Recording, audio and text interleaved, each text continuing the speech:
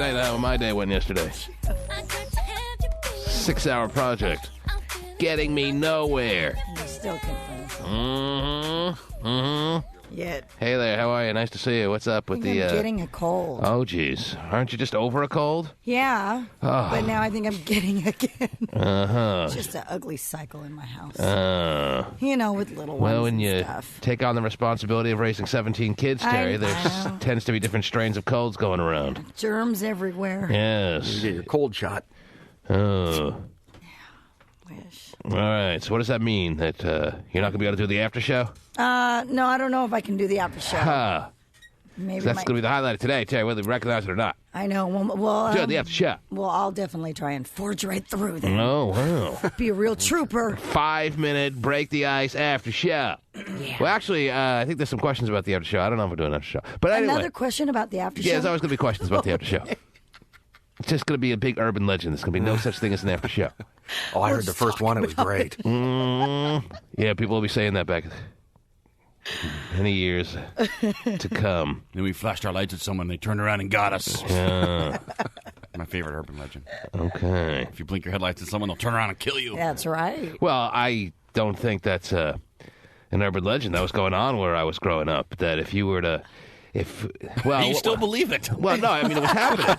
I believe it because it was happening. Let me tell you what, I don't think you got it nailed just right. I remember this. I remember told to be warned about this, that if somebody flashed their lights at you while you were driving by them, if you either flashed your lights back at them, they would shoot you, or, how would it go?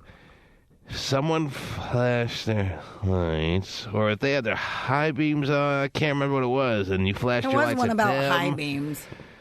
That they would shoot you, and people were getting shot. I mean, it was an urban legend, yeah. Come on, one guy got shot. I went to see a matinee yesterday. You know the urban legend about snuff films, right? Well, I don't want to ruin the movie for you, but there's a movie out there called Vacancy, Terry, and I like scary movies, and this one was... Luke Wilson? Yeah. Luke Wilson was pretty good, actually. Yeah, he's a good actor. Yeah, he's all right. He's going to make scary. Mm-hmm. He's no Owen, but he's a better actor. I think I've seen It looks really scary. advertising. It's really scary. That's to me, the preview?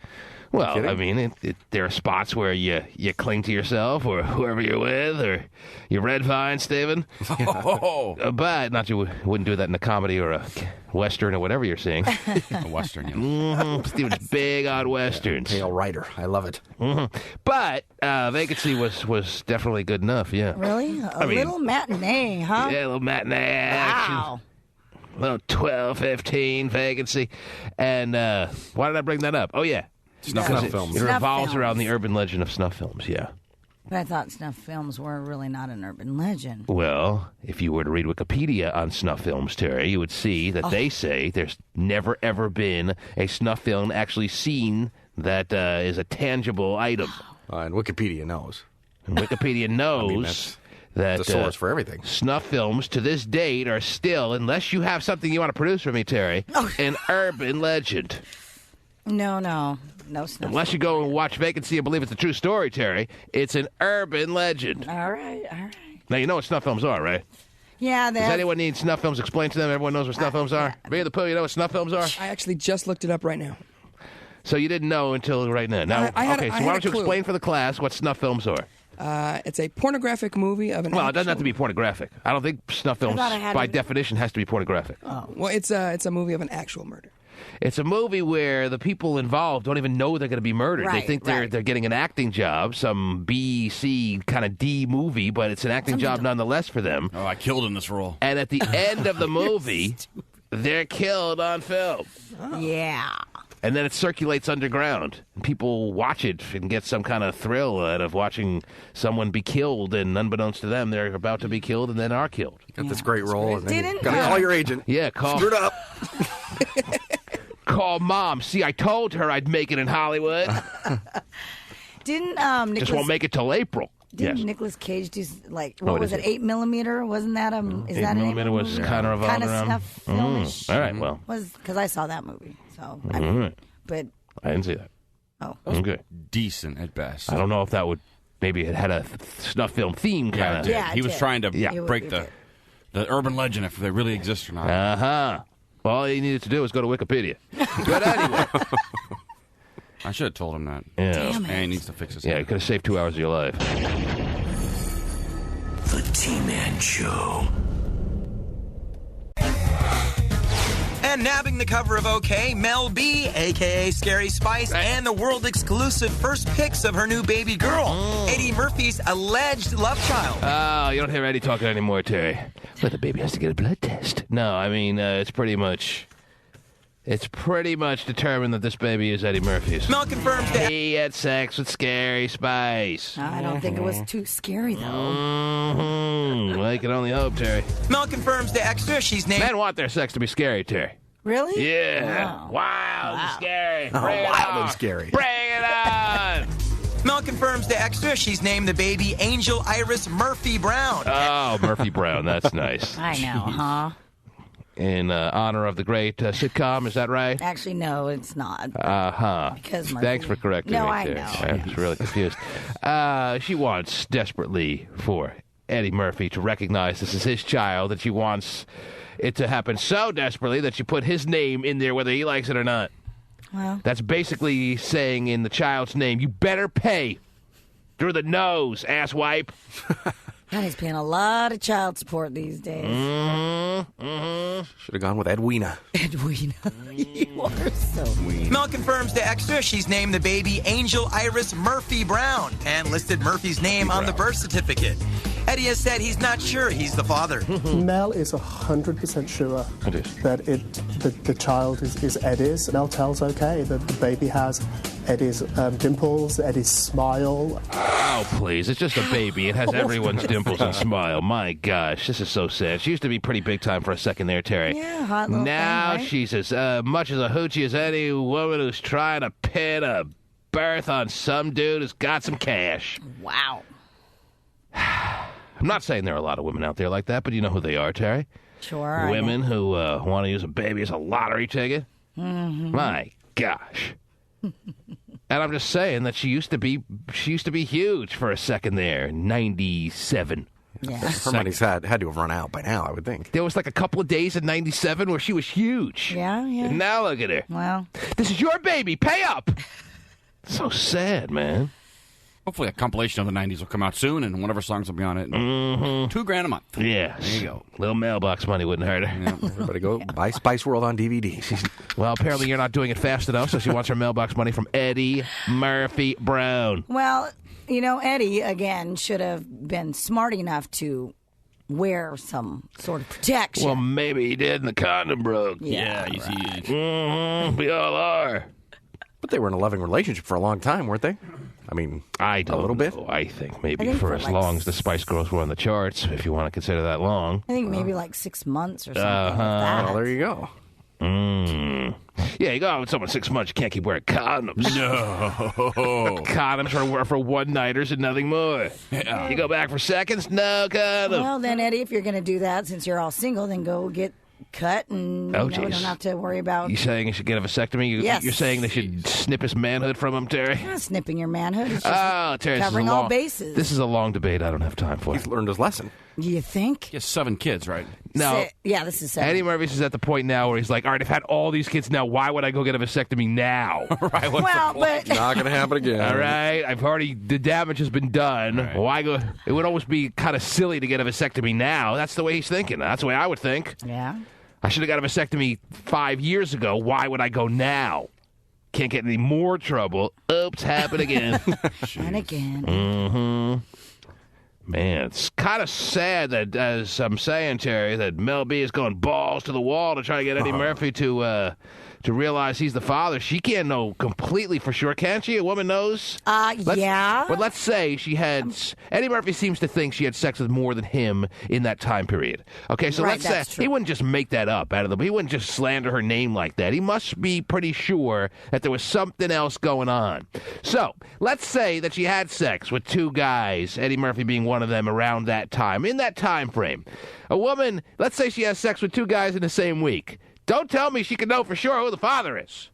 And don't tell me a woman's not capable of having sex with 2 guys. No, Wait. you can't, and that's why, I don't think she's objecting to the She blood is test. objecting.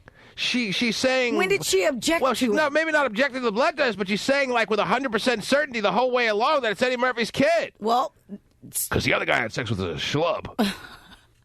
Well, she hasn't been connected during that time with anybody else, so no other name has come out. All right, my question is, well, Eddie Murphy, I'm telling you, is not just going to drag her name to the mud if she wasn't seeing someone else. He's going through this all because he knows, and he's not saying it point blank, but he's indicating by saying it may not be his kid that he knows she was having sex with somebody else. Well, come on, right? Eddie, step up, give some blood, let's go. He already did give some blood, and they're saying the blood test has come back now, and it's his kid. But before the blood test came back, he was pretty not committing to the fact that it was his kid because he knew she was doing someone else. Now, let's say, my question to you is, a woman's having sex with 2 guys in 1 week. She gets pregnant.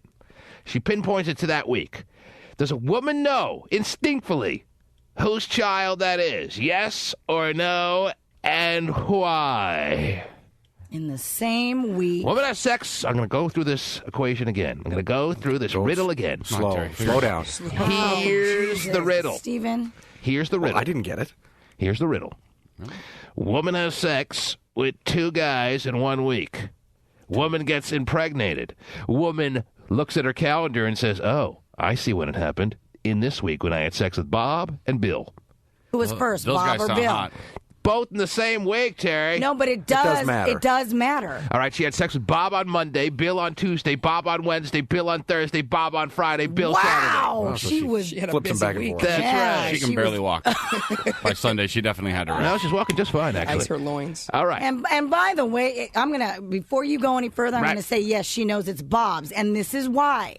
Because That's not my question. My question is, does she know instinctively whose it is, Bob or Bill's? And you're saying yes. But how do you? Why are you saying it's Bob? Bob didn't do anything wrong here. Bob Leave was Bob out of first this. one in. What the hell are you talking about? Because Bob was first one in. So whoever's Bob's- first, that's the baby? Generally, and this has been scientifically proven, by the way. Yes. When a woman has sex, let's say in that incident, or even same day, Yes. according to what I know and have read, I thought you that should know a lot, yes. when Oh, that but you read, happens, jeez. the man who goes first and does his business first Right. inside the wizard's sleeve. Oh, jeez. Well, not all women have that, Terry, yes. Well, You're anyway, special. I'm just saying. The second man, It's in the clear. his business pushes the first man's stuff further In. in. Uh-huh. So that So you're Because- and all right, plus easy the now. It's first family guy show. has- Your family show. You're factoring in that she's fertile that week, and that's very significant. yes. And Well, so are you, if that's the case. right.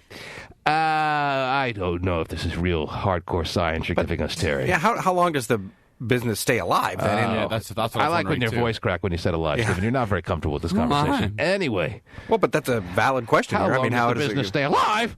Yeah, that is. I am curious about that as well. The business can probably stay alive inside that warm and cozy area for at least a 24-hour period. Wow, so you could have double business.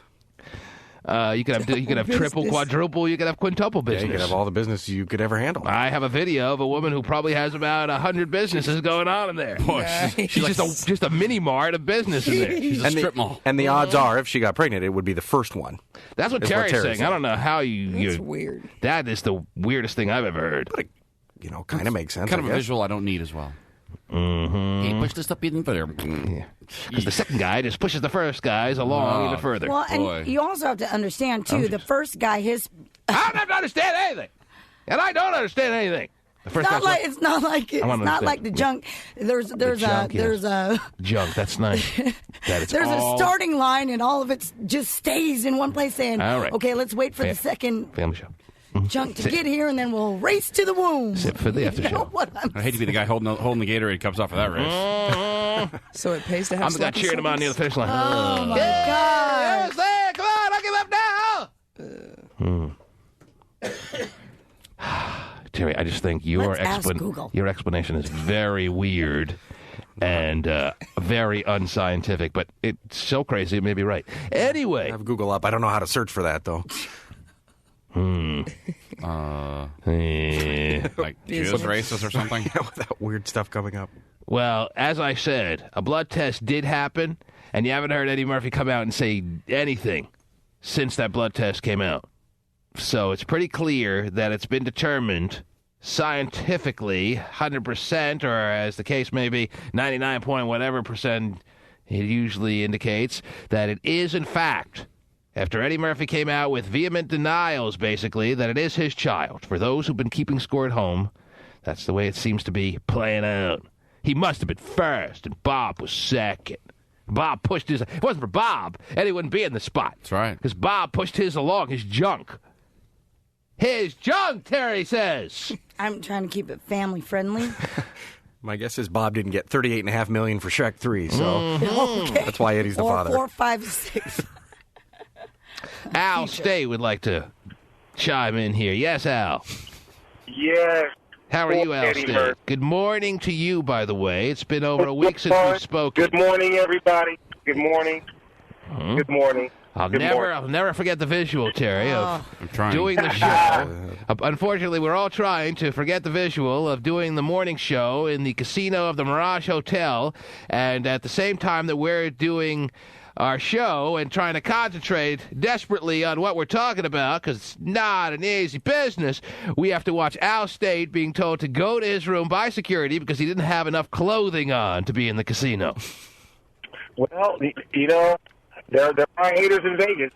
Al State, still to this day, believes that the security guards were jealous of not just the six-pack, Terry, but the eight-pack that That's right, Al Jack. State sports. I think it was Not 6 but 8, baby. Not 6 but 8. You know what I'm saying? Yes. It was the fact he bought his swim trunks at Gap Kids. Yes. Ladies, I do emphasize the 8 part. Wow. You know, Okay. Yes, we get the reference. Very nice. Oh, yeah. But you know what? About that Eddie Murphy thing, Yes. Terry, I agree with you 100%. You heard Terry's explanation that it's usually going to be the first guy, or it's pretty much definitely going to be the first guy if she's in a fertile week, because the second guy, all his does is push it along. Oh, boy. You got to agree with Terry. She's a woman. She knows. She knows that I she's a see. woman. So that's what you're basing your agreeing with Terry on, the fact that she's a woman and she must know because she's a woman. Well, you know what I'm saying? It's a woman's body. You know what I'm saying? It's a woman's body. And pretty soon it's going to be a woman's world when Hillary Clinton gets elected president. Wow. You know what I'm saying? I won't So touch on men that. are on the clock, according to Al State. It's a woman's world in a year and some odd months. Wow. You heard that from the state first, though, baby. Mm-hmm. Getting back to Eddie Murphy, he should have wrapped it up. Okay. He should have wrapped it up. There it is. We'll leave it at that. That's good advice. But it got out with 6 months, Al State, please. 6 months. Terry still didn't answer your question, though. I understand your question.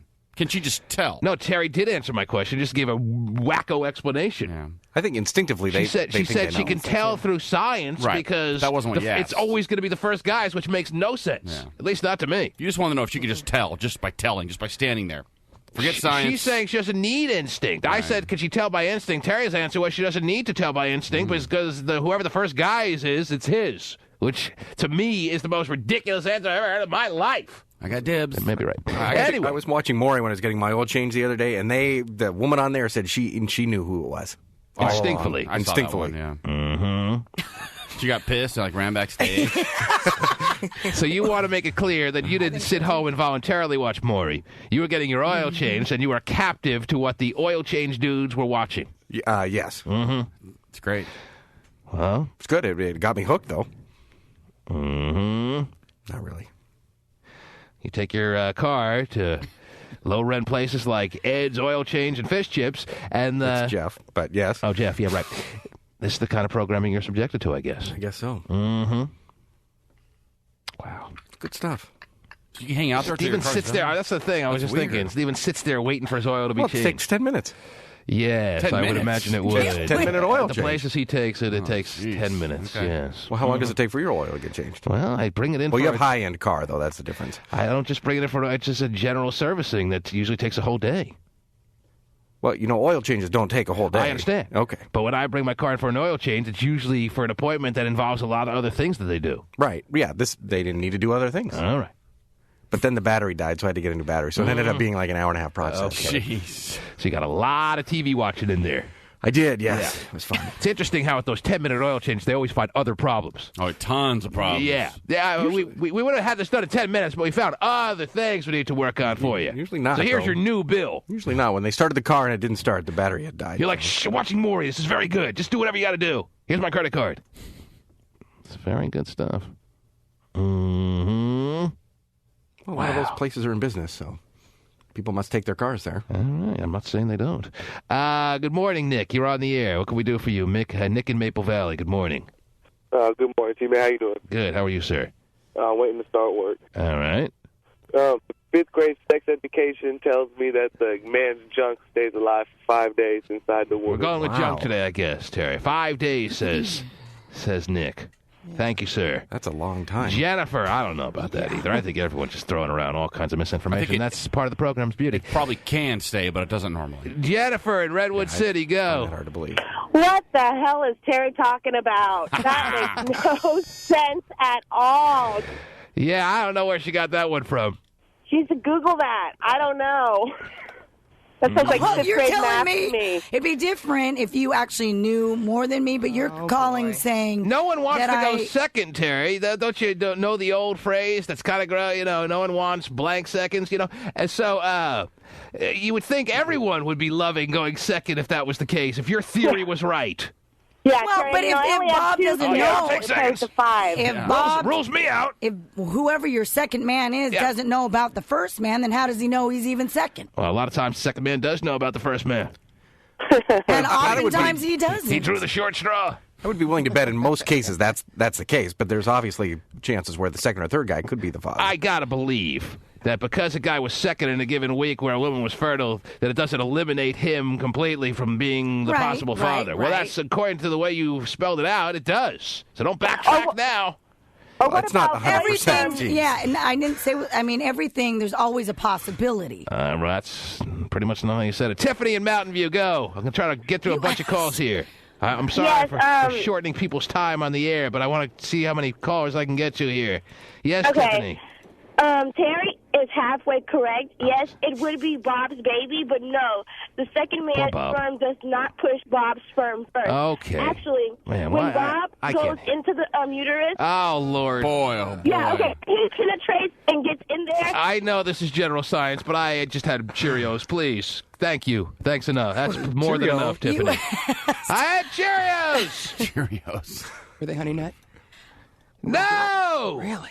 And by the way, that the gentleman who called with the information on how long, he is pretty much correct. Mm-hmm. Really? The maximum is usually 5 days. Okay.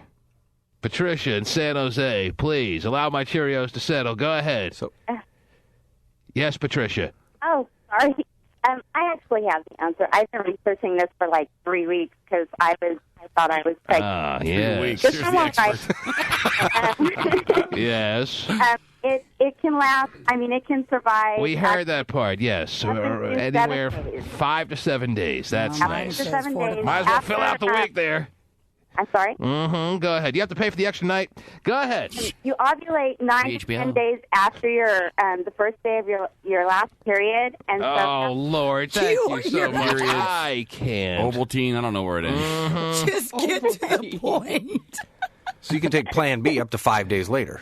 No, you can take the morning after pill up to 48 hours later, I think, for it to really be effective. So, yeah.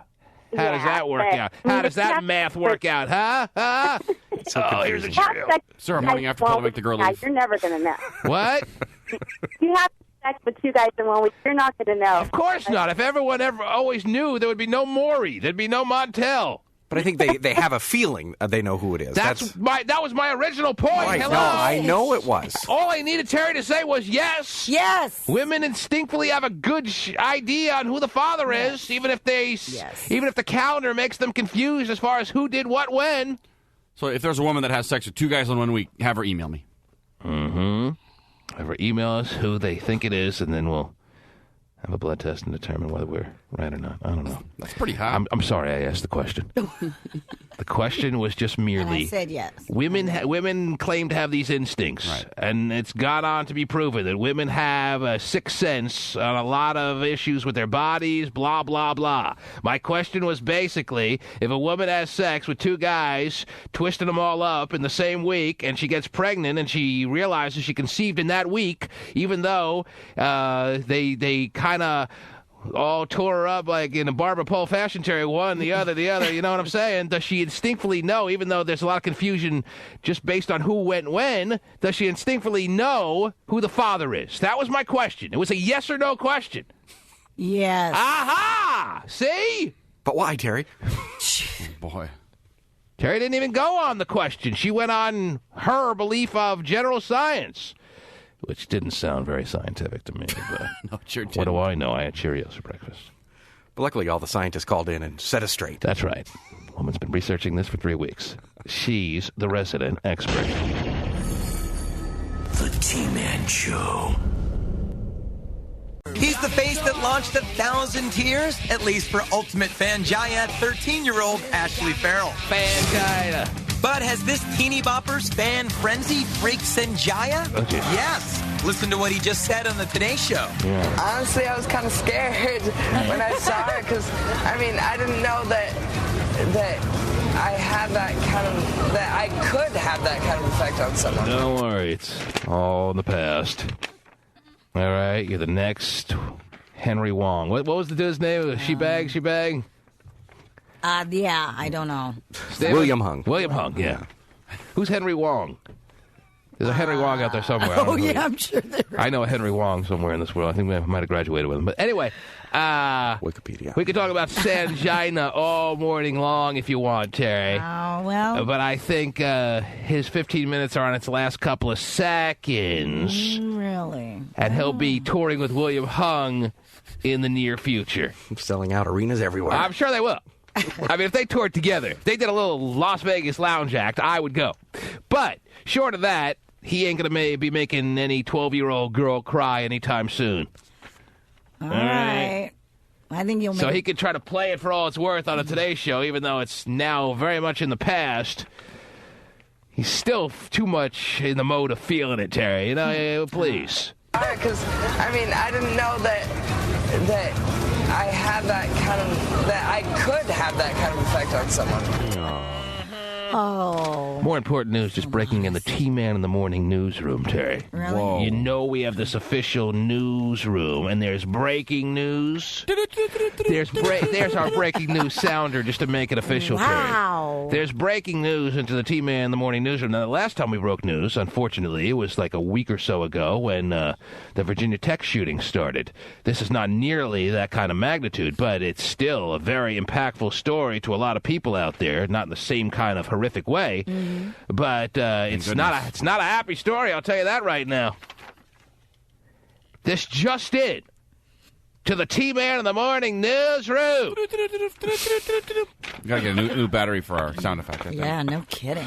You heard the sound effect. Are you saying you need new I'm batteries? the sound effect? Yeah, well, it's a little early for that. Steven, you want to help him along here? Yeah, We Steven have can do it. New breaking information, and why don't you both do it as one?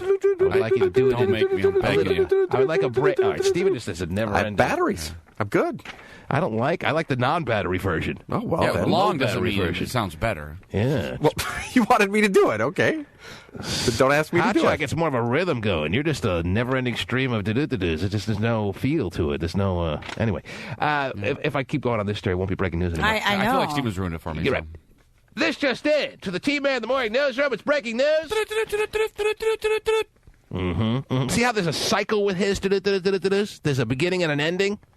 Yours are just a never-ending stream of just a mess. Well, apparently he doesn't know what a real news wire sounds like. Anyway, tell you, want to help these guys along here? No. Because this just in. Oh, No, I'm just as bad. man, Pooh. Oh, jeez. Oh, boy. Hey, how about Pasty? I can do it too. This is big news. Breaking into the T-Man in the Morning newsroom.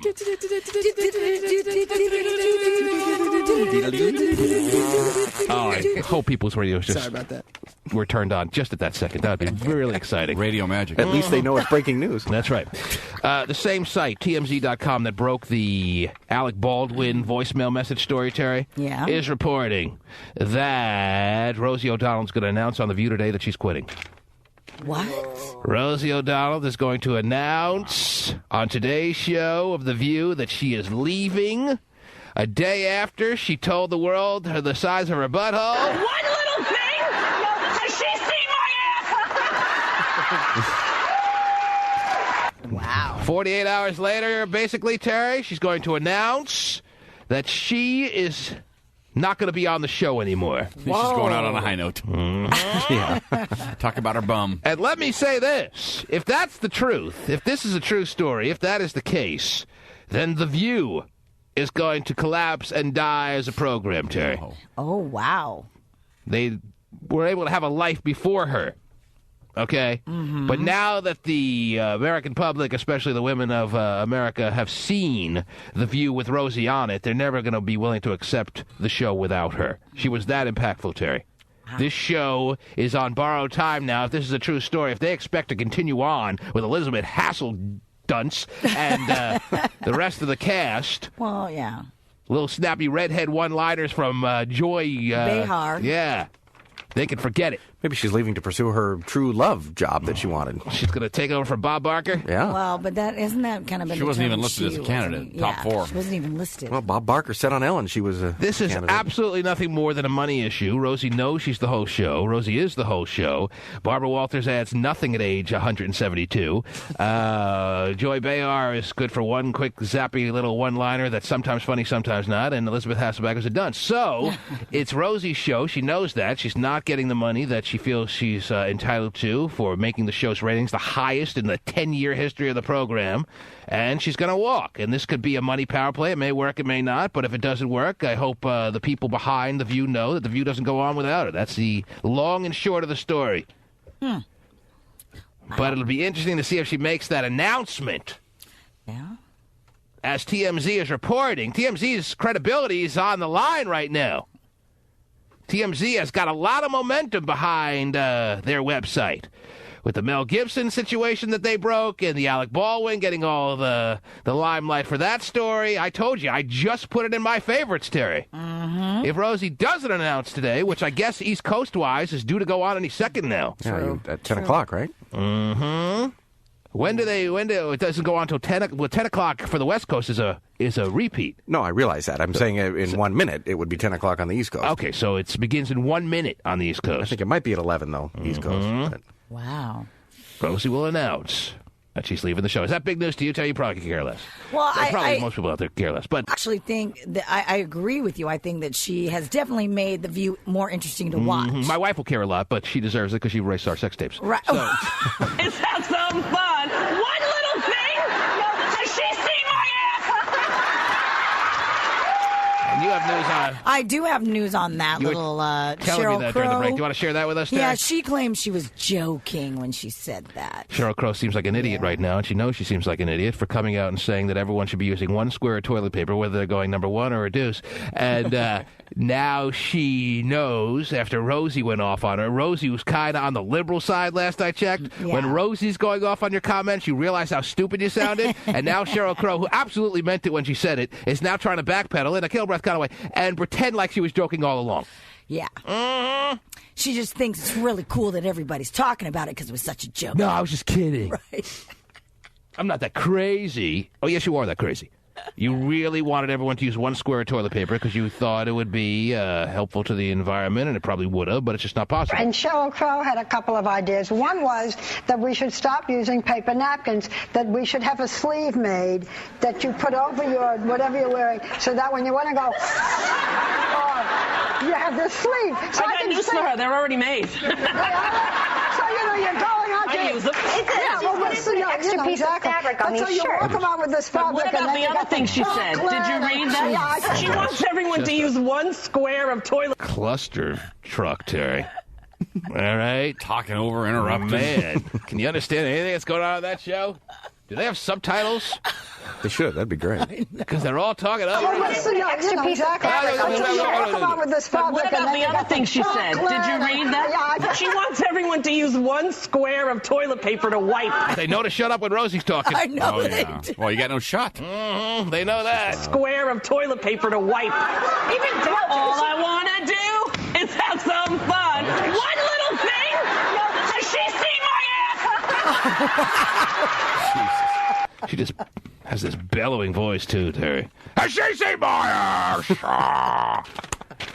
I think next time they catch someone from Al Qaeda and they want to interrogate them, just put them on The View. That's right. Studio audience for like an hour. They'll break within minutes. Rosie will scare them to death. Don't make me listen anymore.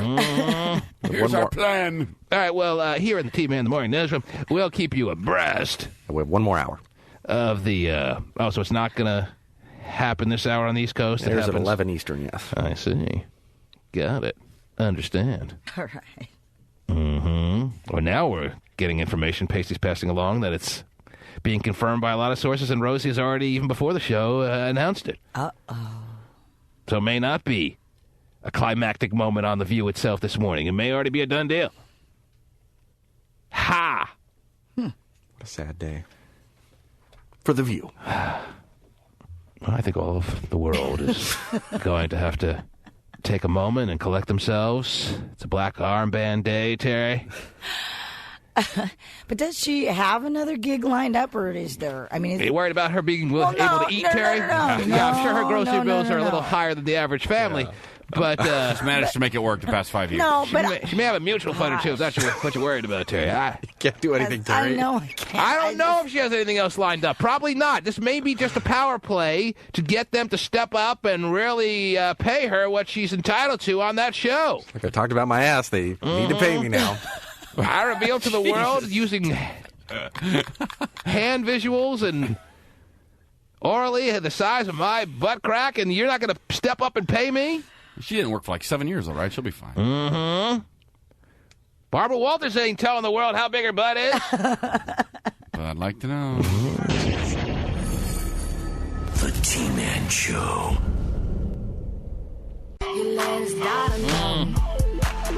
Has she seen my ass? Hopefully not, Rosie. But a lot of women have, don't you know? Wow, no. Now get ready for Rosie on an R-rated rant. Wow, talk I've about been Rosie. dieting for 2 weeks, ever since Donald Trump said that he found me fat and unattractive. With her View boss looking on, Rosie hosted the Matrix Women in Communications Awards and launched some raunchy words at her nemesis. It has been my goal for many years to give a bald billionaire a... What's under the beep there? I wish I knew. I don't know. I think it's the B word, and they couldn't air it. Oh, okay. Not bitch. Right. All right, do you know what I'm saying? I believe What's I do. the last letter of the word I'm thinking of? I figured it out. Isn't there 2 words? Yeah, I'm thinking of 2 words. I am too. No. It's a one-word thing. What's under the beep is a one-word thing, obviously, because there's only enough time for one word. What's under the beep? I told you I think it's the B word. A B word. There are probably multiple B words, obviously, since there are many running through your mind right now. And I'm telling you, this one is clear to me, and I'm asking you if you know what I'm talking about. And if you do, you would tell me what letter it ends in. You're thinking too dirty, Terry. Oh, okay.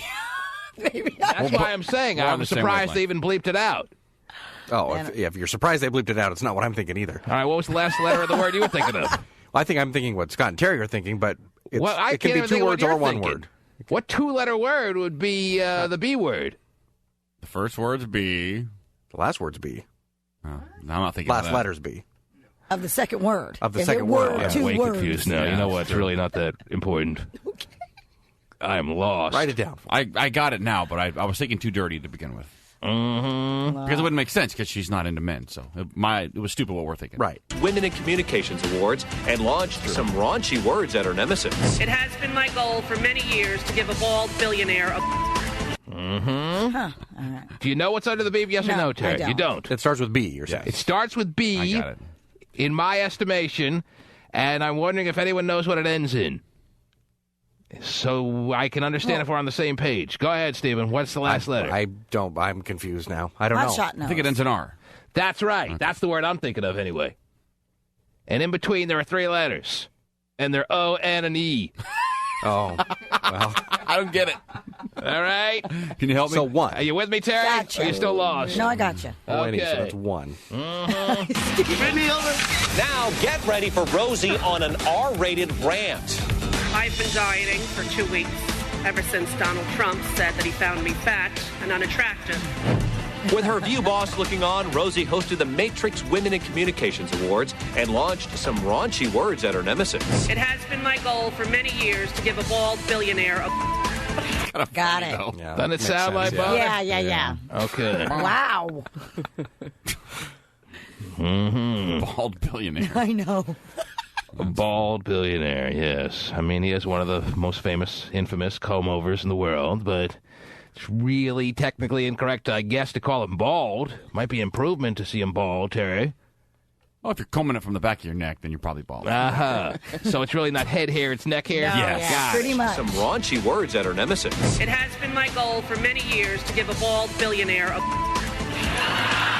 that comb-over Well, women. it got a roar, I'll tell you that. Yeah. Oh, it women did. love that word. So if it got such a roar at a women's kind of award convention, why couldn't they air it on Entertainment Tonight? If it's obviously scored points with women at this kind of setting environment, why are they bleeping it out? It's not that terrible a word. My goal for many years to give a bald billionaire that comb-over women. Everyone agrees with me now that that's probably the word under the baby. I would Yeah. say, No I'm question. thinking. Three B words in a row makes sense now. I still don't know what your double B word was. I need to It's know not that. double B. It's No. two What? words. Well, then it wouldn't be the B word if it's two words. Correct. Okay. What was it? But you typically say you want to give someone this. Yes. The women's- That's what threw me I off. want to give someone Got this. A woman. Pearl necklace? No, starts with a B. B. Oh, B. Yeah. A woman would like to give it to a man from time to time. If you're into men. Oh. She's not. So. Right. didn't think of that. Man, We're dirty. What do you want? That was right in front of our face. Oh, yeah. Move it away. Mm-hmm. Well, Rose is all in the news today, not only for this rant on Donald Trump, Terry, but because in a matter of moments, she may go on The View this morning. According to TMZ.com, she will, and announce that she's quitting. Yeah. She sounds so just fed up with life almost, like she's pissed off at the world that maybe she's finding it hard to get out of bed every morning, and that's all it comes down to. It's not a money issue. Yeah, it could be. I would think she's loving life more than ever because she's got so much power on that show and such a forum for her expression and her opinions like she could never have before. Some raunchy words at her nemesis. It has been my goal for many years to give a bald billionaire that comb-over women goes after her instead of me. Come here, buddy. Me, okay? Oh, jeez. Wow. I think she did use the P word at the end there, the other P word. No, that we originally thought That's it was. usually reserved for women on in a heterosexual situation. Yeah. I think she did. I mean, not the double B Right. with the J there, but the oh, jeez. But That comb-over women goes after. that comb-over wimp, did she say? Yeah, I don't know what that means. That he's a comb-over wimp. She's calling him a wimp. Calling him a Okay. comb-over wimp. But they bleeped it out, though. No, they didn't bleep out comb-over wimp. That comb-over women goes after her. Oh, yeah, they did bleep it That's why out. it's confusing. Maybe. Man, there's two. Wow. And then A, I bet. Yeah, I agree with you. A, and then It's A after wimp. two some other letters. You know, But that, I've never heard anyone use wimp and ass in the same. That's not a word. That's not an expression. Wimp ass. Is that what you well, said? for Yeah. But I think that's her what she's it saying. is. Yeah, I think. Man. You know, it's like dumbass, Heard of punk wimp ass, punk ass, Yeah. Dickhead ass. Yeah, man. fat ass, Trying to make heads or tails. A lot of words. kiss ass. There's a lot of ass ones. That comb-over women goes after her instead of me. Come here, buddy. Me, okay?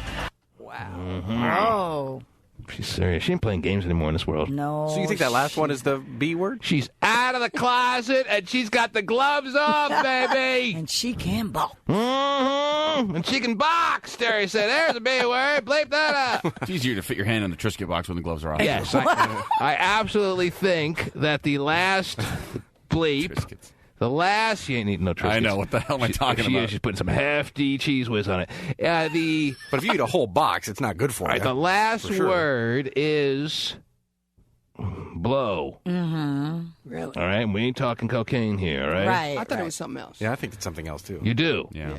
You All know, right, then what do you think it is? Entertainment Tonight should not do their own. I think it's the Or the whatever. first letter is the letter that comes after E. No. What? It obviously So starts F. with a B. Oh, it does? Oh, okay. Pasty has his own. He just passes his own what he thinks it is. It's completely different. This is a I think new it's something and else. exciting game show.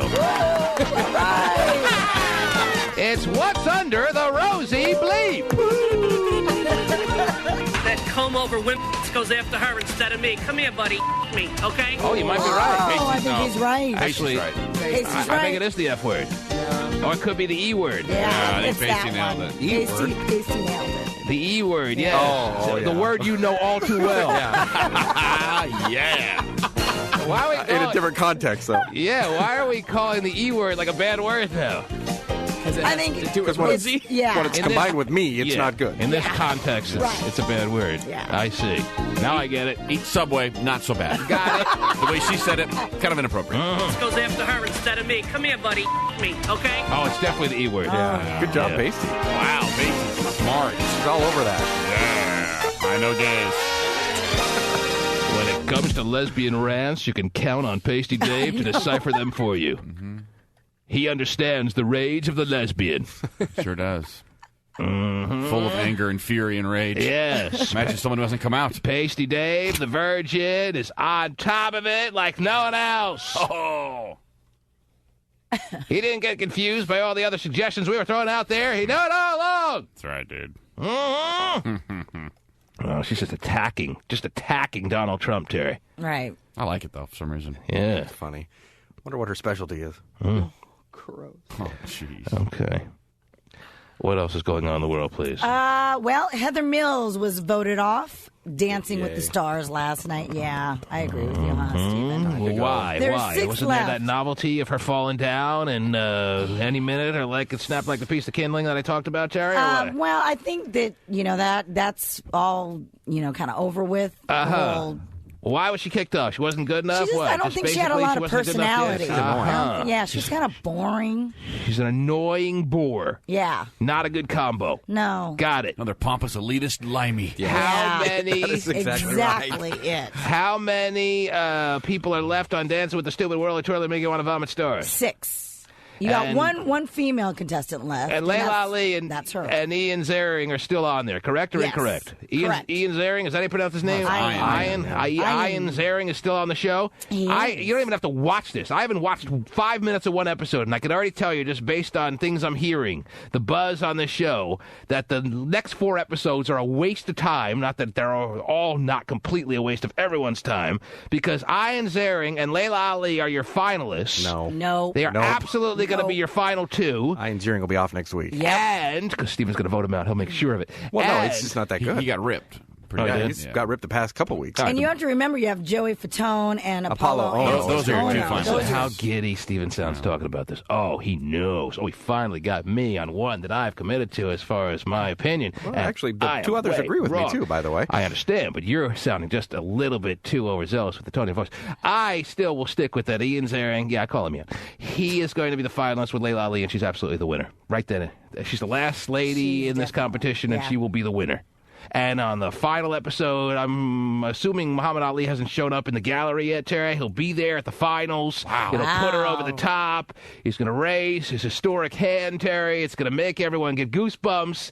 And Layla Ali's going to dance for him. She's going to dedicate her final dance to her legendary father, Muhammad Ali, and she will be an absolute shoo-in to win this competition. And George Foreman runs out and punches her in the face and knocks her out. There it is. No need to even TiVo it. It's done. All right, well, I'll watch to the very end. Yeah, I will, too. Mm-hmm. Of course you will. Yep. Yes. It was really good. I think you're right with the winner, that's for sure. I didn't ask. Oh, all right. Well, I thought we were discussing. Okay. I guess not. What else is happening, please? And it looks like, this is a big rumor, according to the National Enquirer. Mm-hmm. Isaiah Washington and T.R. Knight, rumor has it, are going to both be leaving Grey's Anatomy after this season. Of course, we all know why Isaiah Washington is probably going to be leaving. It's not on because he wants to. It's now going to be more like he's forced to leave. But T.R. Knight supposedly has asked to be. He's the one that Isaiah Washington got all in trouble with, right? Yes. And they're going to run off together to the Caribbean? Is that the deal? No, he apparently didn't really like how the whole situation was handled. So he's not just happy. Well, the show has jumped the shark, Terry. I haven't watched one episode of that show either, and I could already tell you that show has jumped the shark, and even its fans are starting to get a little fed up with it, like the fans of 24, Terry. I haven't watched one episode of this season of 24, and I can tell you the fans hate this season's go-around of 24. They're very disappointed by it. They feel like it has jumped the shark as well, and it's time for some new, fresh programming. What do you say? Okay. Next year they're going to come out with 36. 36. That's fresh. Yeah, it's hysterical. Okay, so there it is.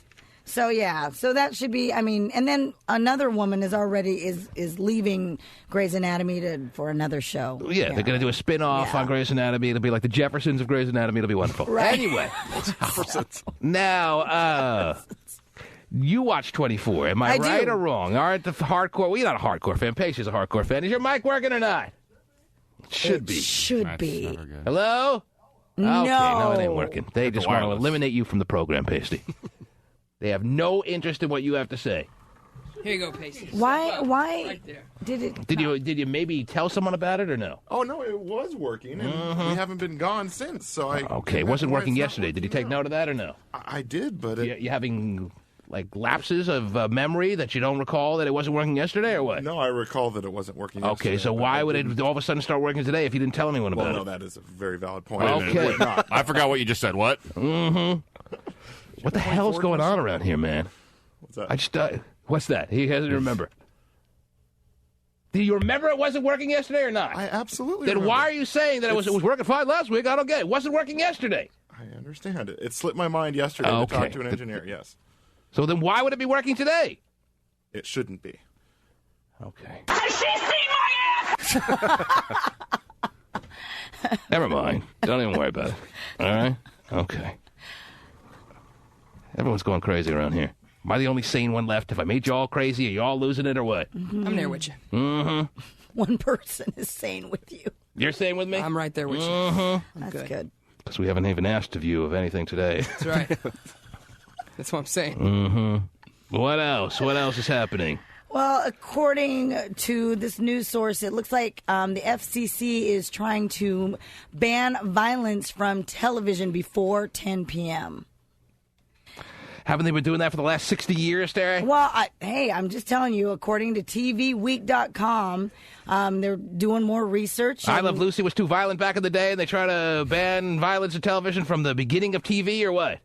Well, I think... How is this breaking? What the hell's going on around here today? Where am I? Before 10 p.m. 10 p.m. I understand what you said. 24 is 9 o'clock, and... They've been trying to do that for the beginning of time. All right. This just in? Did I say it was breaking news? Well, I did not. well, I was just... You asked what else was going on my news plate. I gave you what was going on. So why don't you say, I got nothing? It's all right, I got 7 o'clock in the morning, I got nothing left. If that's the best news you got nothing. I was just... It wasn't the best. 1-866-663-T-Man. Terry's got nothing. Kiana in San Francisco, go ahead. Hi. Hello. I wanted to say that Terry Free made that comment about the second man's sperm pushing the other Oh, man. jeez, yes, please. Well, it's like this. If the first man's little swimmers don't work, then the other man is not going to help him along. It depends on whose soldiers swim better. Uh-huh. Okay. Thank you. Bye-bye. Thank you so much. All right. You know what? Let's take a break. Everyone get hosed down. Let's start fresh. What do you say? Okay. All right, don't give me that sad face. No, I'm not. I'm looking up some okay. stuff for you because I have nothing at this time. Okay. So I'm trying to do some research. Well, that'd be nice. Find some stuff I don't for want to you. make you work too hard or anything. But, well. Okay. Mm-hmm. The Rosie news is affecting everybody. Yeah, apparently so. Yeah. Have you seen her ass? Mm-hmm. We're all pretty bummed. Has she seen my ass? Pretty bummed. Anyone expect to recover from that? So you're saying when we get back, you can have dazzling, new, fresh information to share with everyone. I'm just trying to find some stuff. I'm not going to say it's dazzling anybody because you're going to hold me to that. And when it doesn't dazzle you, then I get yelled at. No, I'm expecting to be dazzled. So I'm just going to say I'm going to try and find a little something for you. You got 5 minutes to something dazzle me. All right. All right? Got it. All right. The T-Man Show. The cat fight between Dancing with the Stars, Shayna Moakler, and Paris Hilton explodes again. Oh? Did Shayna just post Paris's telephone number and email address on her website?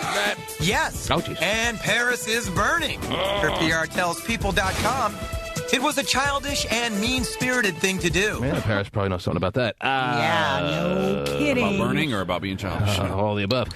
Is the number still up there, by the way? Let's look. What's going on? Hey, Paris. Hey, did you have a good Christmas? Or the onus, I don't want to take it off. Don't get distracted. The onus is on Terry Free to dazzle us. She promised profusely before the last break that she would find stories that would absolutely blow us away with the entertainment value that it would have. Oh, yeah, I so, recall Terry, that. don't think I'm going to allow anything else to happen in this segment. We're not going to take calls. Well, maybe we'll take some calls in this segment at some point. All right. But that's only after you've established that you have done as you promised, or else be willing to be tied to a slab in town center and be stoned to death. Yeah, that were your exact words, if I remember precisely. You promised to entertain us with stories like never before. And my promise will be fulfilled. Wow. I found some fascinating and entertaining stories for you. Whatever. What do you got? Real quick, and then I'm going to take calls. Anything anyone wants to talk about is fine, because I really don't feel good about Terry's stories here. 1-866-663-T-Man. Anything that's on your mind. Normally, it's better if I give people a specific topic to talk about, Terry, instead of letting them figure out for themselves. But I like it better this way. Oh, really? I like the listeners to talk about whatever's on their minds, as you know, Terry. Okay. So we aren't throwing stones at Terry. I just need to. hasn't been determined yet. Got to warm up the shoulder a little bit. That's right. Okay. You want to tear a rotator cuff. Oh, yeah. Wow. That would really, even though you hit Terry square in the forehead, it would suck if you tore a rotator cuff. Sure would. Okay. What do you got, Terry? No pressure. No pressure. No pressure? No. All right. Well, the first time ever that smoking probably ever saved somebody's life happened in Rock Hill, South Carolina. A woman who decided to go out one morning and have a cigarette was saved by that cigarette because a few seconds later after... You're feeling the pressure, Terry. Yeah, I am. Mm-hmm. Yeah, go ahead. After stepping outside on her porch, an 80-foot oak tree crashed through her roof right into the kitchen where she had been standing. So smoking saved her life. It did. Uh-huh. Will they factor that into the lung cancer statistics, Terry? I doubt that, but hey. They have to subtract someone who died because the smoking in this situation saved her life? It did. Ah, yeah. There you go. If you quit, start up now. She was in the kitchen doing some dishes, decided to take a little smoke break. Mm-hmm. And luckily for her. And Pasty Dave, who quit, by the way, yes, is smoking again. What? He doesn't have a microphone to talk about it, but he was caught in Vegas. Never told anyone. Whoa. Lighten up. I didn't find out until a week or so later. Caught in Vegas smoking. Wow. Uh-oh. Mm-hmm. Couldn't take it, dude. If he had a microphone, he would tell us about it. I wonder how many he's back to. He doesn't, so he won't. I don't know how many he's back to. Probably not that many, but even if he smoked one, he's But you can slip into it when you're drinking, right? Can't you do that? Quitting. No, if you're going to quit, you got to quit. It's like being an alcoholic. Well, I have occasional beer at the Seahawks game or something. I just Niner think game. socially. Yeah. But if you don't, well, I guess that's true. What else? That was a dazzling story filled with entertainment value. Wonderful. Unbelievable. Can't believe it. What else? In Wisconsin, a man decided to call 911 after he had given a woman $20 for a lap dance, and she doesn't give him one. She doesn't deliver the lap dance. Who doesn't deliver the lap dance? The woman that he You paid. said he doesn't deliver the lap dance. No, I she said doesn't deliver the she lap doesn't dance. deliver Oh, the Terry, lap you're losing your voice and losing your mind. I see. So he wanted to call the authorities and have her prosecuted to the fullest extent of the law. And to begin that process, you got to call 911. Yeah. People call 911 for basically anything these days. Oh, Is that yeah. right? They sure do. You need now, we're at the point now where 911 is not effective anymore. We need a new emergency number for real emergencies. Because I heard a story about a dude whose wife went into false labor. Okay? Doesn't even go into real labor. But he believes his wife is in labor, and he's so ridiculously overdoing everyone should be, yes, in a mode of excitement and just worked up kind of emotion when their wife goes into labor. But he's trying to get to the hospital, okay? And there's some congestion on roadways, like there is pretty much everywhere in America these days. So he feels like he's entitled to drive in the diamond lane, your carpool lane, so he can get to the hospital that much quicker. Makes sense to everyone. Yeah, your wife's in labor, get in the carpool lane. If you get stopped, you get a ticket, you pay it, it's worth it. You want to be there for your first baby being born as quick as possible. No problem with that. Right. Gets in the diamond lane and is so just batty in the head. All right? You should probably be able to relate. I guess we all can. Not really, not to this extent. that he calls 911. He's driving in the starts driving in the diamond lane, in the carpool lane, and he calls 911, and he says to the 911 operator, I just want you to know that I'm driving in the carpool lane, and I want to know if that's okay because my wife's in labor. Seriously? And the 911 operator's like, looking through the handbook, I don't know why you're calling me, sir. Are you on fire? Right. Is there something else you want to add to this as to why you're calling me here at 911? And what time is Borat playing? You ever heard such a thing? No, that is really ridiculous. Is this showing you, Terry, how overdone the calls to 911 are today or not? Yeah. All right? Yeah. Calls 911. I just want to know, is it okay? Can I have your permission? Do I have your permission that I'm driving in the diamond lane? Can I have your permission? Yes. True story. That's ridiculous. Oh, yeah, let me give you some permission here. Well, just so I guess if you get pulled over, then you can say the operator told me to do it or said it was okay. Is that why you would call? I imagine that's why he was calling. So the operator can alert every car in the area. Do not pull over this car. He's an idiot, and he wanted, for whatever his reasons were, they don't make sense no matter what his reasons were, that he called 911, but I'm guessing that your interpretation of this is correct. So that if a police officer pulled him over, he would have said, well, I got clearance from the 911 operator. I called ahead of time. I reserved my 911 lane. Right. Or whatever through 911. You could reserve the lane. I know, that's what it sounds like.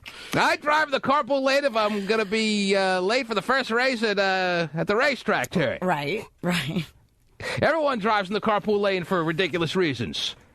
But to actually call 911 and alert them or whatever. I'm 5 minutes late to meet some hoochie I talked to on MySpace. I'm driving in the diamond lane, Terry. Yeah, operator, I'm late for meeting a hoochie. Yeah, I just wanted your permission. I know you can relate with this and understand. I think you have it in your handbook there to give permission to people who are in this kind of predicament. Handbook. So getting the permission from the 911 operator, Yes. did it ever dawn on him to maybe, get the woman's name or man's name so that just in Terry, case he I did think the 911 operator just hung up on him. I don't think they're giving him permission. They're not You even can't do giving him the that. time. The 911 is for serious emergencies. I understand. All right? Yes, I understand. They shouldn't be taking that call is the point, obviously. And the whole idea of telling that story is just to indicate as good an example as any as to how many people are calling 911 for ridiculous reasons. This one, clearly the most ridiculous ever. But there are many that come somewhat close. Yeah. All right? Like this dude who paid $20 for a lap dance and then didn't get his lap dance. The person he paid just took his $20 and made a run for it, so he called 911. Well, that makes sense. Well, I mean, he's Makes in the more strip sense than club. calling because your wife's in labor and you want permission to drive in the diamond lane. If there was some crime committed, a theft. Yeah. Mm-hmm. Well, when you're sitting in a strip club and, you just... Did this happen in a strip club? Yes, Where? it happened in a strip club. So she took his 20 and then decided that she was going to go to the next customer. Actually, what this story says is that Thought maybe it happened on a park bench or something. No. This woman actually turned out not to be a stripper. Mhm. Doesn't give any, whether it was just another customer in there or There whatever. are cocktail waitresses Right. that thought maybe she was just getting a great tip. Right. He disagreed as to the reason he gave her the 20. And therein lies the squabble. There you go. I'm sure the 911 operator straightened it out. By sending all kinds of squad cars over to the situation. Yeah. They actually did. Taxpayers' money hard at work. 1-866-663-T-Man is the number to call. Let's see if we can get some calls in here. Joe in Bremerton, you're first up. What do you got? Oh, I just was. I wanted to add to. You guys were talking last Thursday about the advertisement for the strip club in Bremerton. Oh yeah. All right. And I don't know if you guys. You didn't actually get the information about how ghetto it really is. I don't even remember what strip club it was, and I don't really care. That was last Thursday. What else? Let's go to Mark in Belmont. Go ahead, Mark.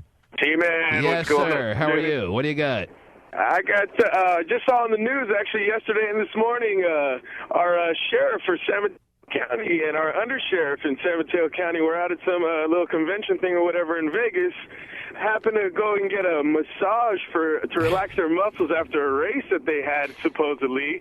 And they got busted in a 2-year undercover sting at a brothel.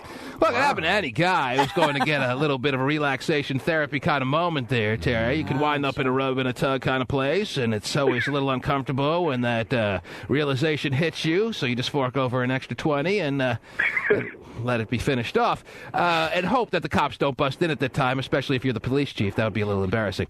Actually, the sheriff, the whole sheriff of the county.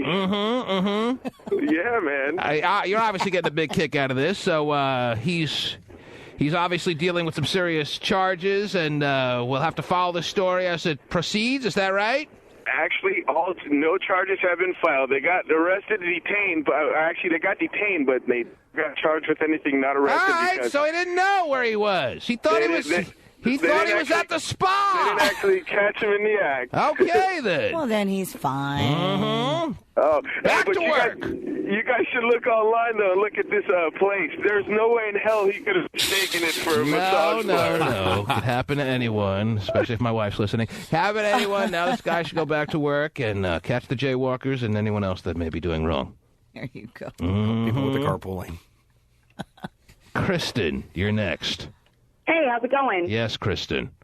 So I was calling about the 911 thing that you were talking about people calling 911 too often. Yes. Last week, I got my car broken into in Seattle, and when I got back after work, it was, glass everywhere and whatnot, but figured it wasn't an emergency, so I was trying to have a friend look up the number to the police station. Right. Instead of calling 911. And a cop ended up driving by, so I flagged him down, and I was like, actually, I was just looking up the number to the police station because, I was going to have you guys come out. And he laughed at me, and he goes, why didn't you just call 911? You mean the non-emergency number? Well, your situation actually is something that needs to be reported. That is kind of fringe, but still a 911 situation. Isn't that the worst feeling in the world when you go to your car and you see all this glass all over the front seat, and you realize that your car's been broken into, what's been taken, and what hasn't been? I left $50,000 on the seat. What's that now? Yeah. Like what? I mean, what's the point of getting there immediately? They're not going to be able to do anything right now as opposed to in 20 minutes. I mean, the car's going to be broken into, glass is still going to be everywhere. So clearly you want to point out that you went the extra mile to not bother 911 operators in a situation that wasn't an immediate emergency. Well done. You are compensating for those who are driving in the carpool lane and want permission. Yeah. And call 911 to get, oh, yes, absolutely, sir. You have our permission, and we have a spot where you're going to put a chopper over you right now to put a spotlight on your car. Right. So that's clear that no one should pull you over. Thank you very much, Kristen. I appreciate the call, not really. Rob in Dublin, go ahead. Man, 911's a joke, buddy. 911's a joke. My 2-year-old daughter had a high fever, started going in convulsions. We call 911. It's busy. And we finally actually got a busy signal. You can't call anyone these days and get a busy signal, Terry. Are you telling me, Rob, that you called 911 and got a busy signal? 3 times, and then we finally got through. I heard a story where a guy called 911 and it rang 25, 30 times before they answered, and then they told him that they couldn't attend to him right away. I've heard a story like that, but I've never heard a busy signal. Yeah, I haven't. Yeah, and as soon as we got as soon as we got to the hospital, they made us wait in the waiting room for a couple minutes while my daughter's convulsing while they took statistics on another lady. Yeah, the waiting room kind of situation has always been interesting to me. People looking like they're dying, people who are bleeding, and I never really figured out the protocol as to who gets taken in immediately. I guess heart attack, that certainly makes the cut. But yeah, I know they prioritize, but I never have figured out. You go in, you're thinking, okay, I got something that is definitely going to be something that they see right away. Right. And yet you're there for 16 hours. Sorry your hand's cut off, but that guy's I made a head's cut fuss that off. we got in. Carl, it's your turn. This man's daughter is having convulsions. She's got a fever that is life-threatening, so he says, and they had her sitting out there for some period of time. Just a few minutes after I made a fuss, not they that let us bad, in. man. All right, a couple of minutes. Thanks for the call. Thank you. She's okay now, right? All right, whatever. Yeah, it's all good. A couple of minutes, man. Don't complain. I've been in the emergency room for like 6 hours. My measly dislocated finger I was there for about 2 hours. Mm-hmm. Everybody passing me by. hatchet in the head, whatever. Exactly. I just popped that sucker back in and left. Bullet hole through the hand, Terry. You're sitting out there for 10 hours. Exactly. So I understand they prioritize. I just would like to see the chart. Right. Okay. I got no shot. Mm-hmm. I'm going to go home. They should put a chart as to where you fall in as far as on the priority list. Hatchet in the head. Is that in top 5 or no? I would guess top 5, yeah. Yes. I'm not so sure that makes the top 5. Wow. What kind of hospital? Well, if all your functions are still properly, or what? If they're properly, yes. If your ass and your functions are still properly. I don't know if that's the word I was looking for. But anyway, if you're still functioning properly, they may not put you right to the front. Or to make it shorter, properly. True. Mm-hmm. The T-Man Show.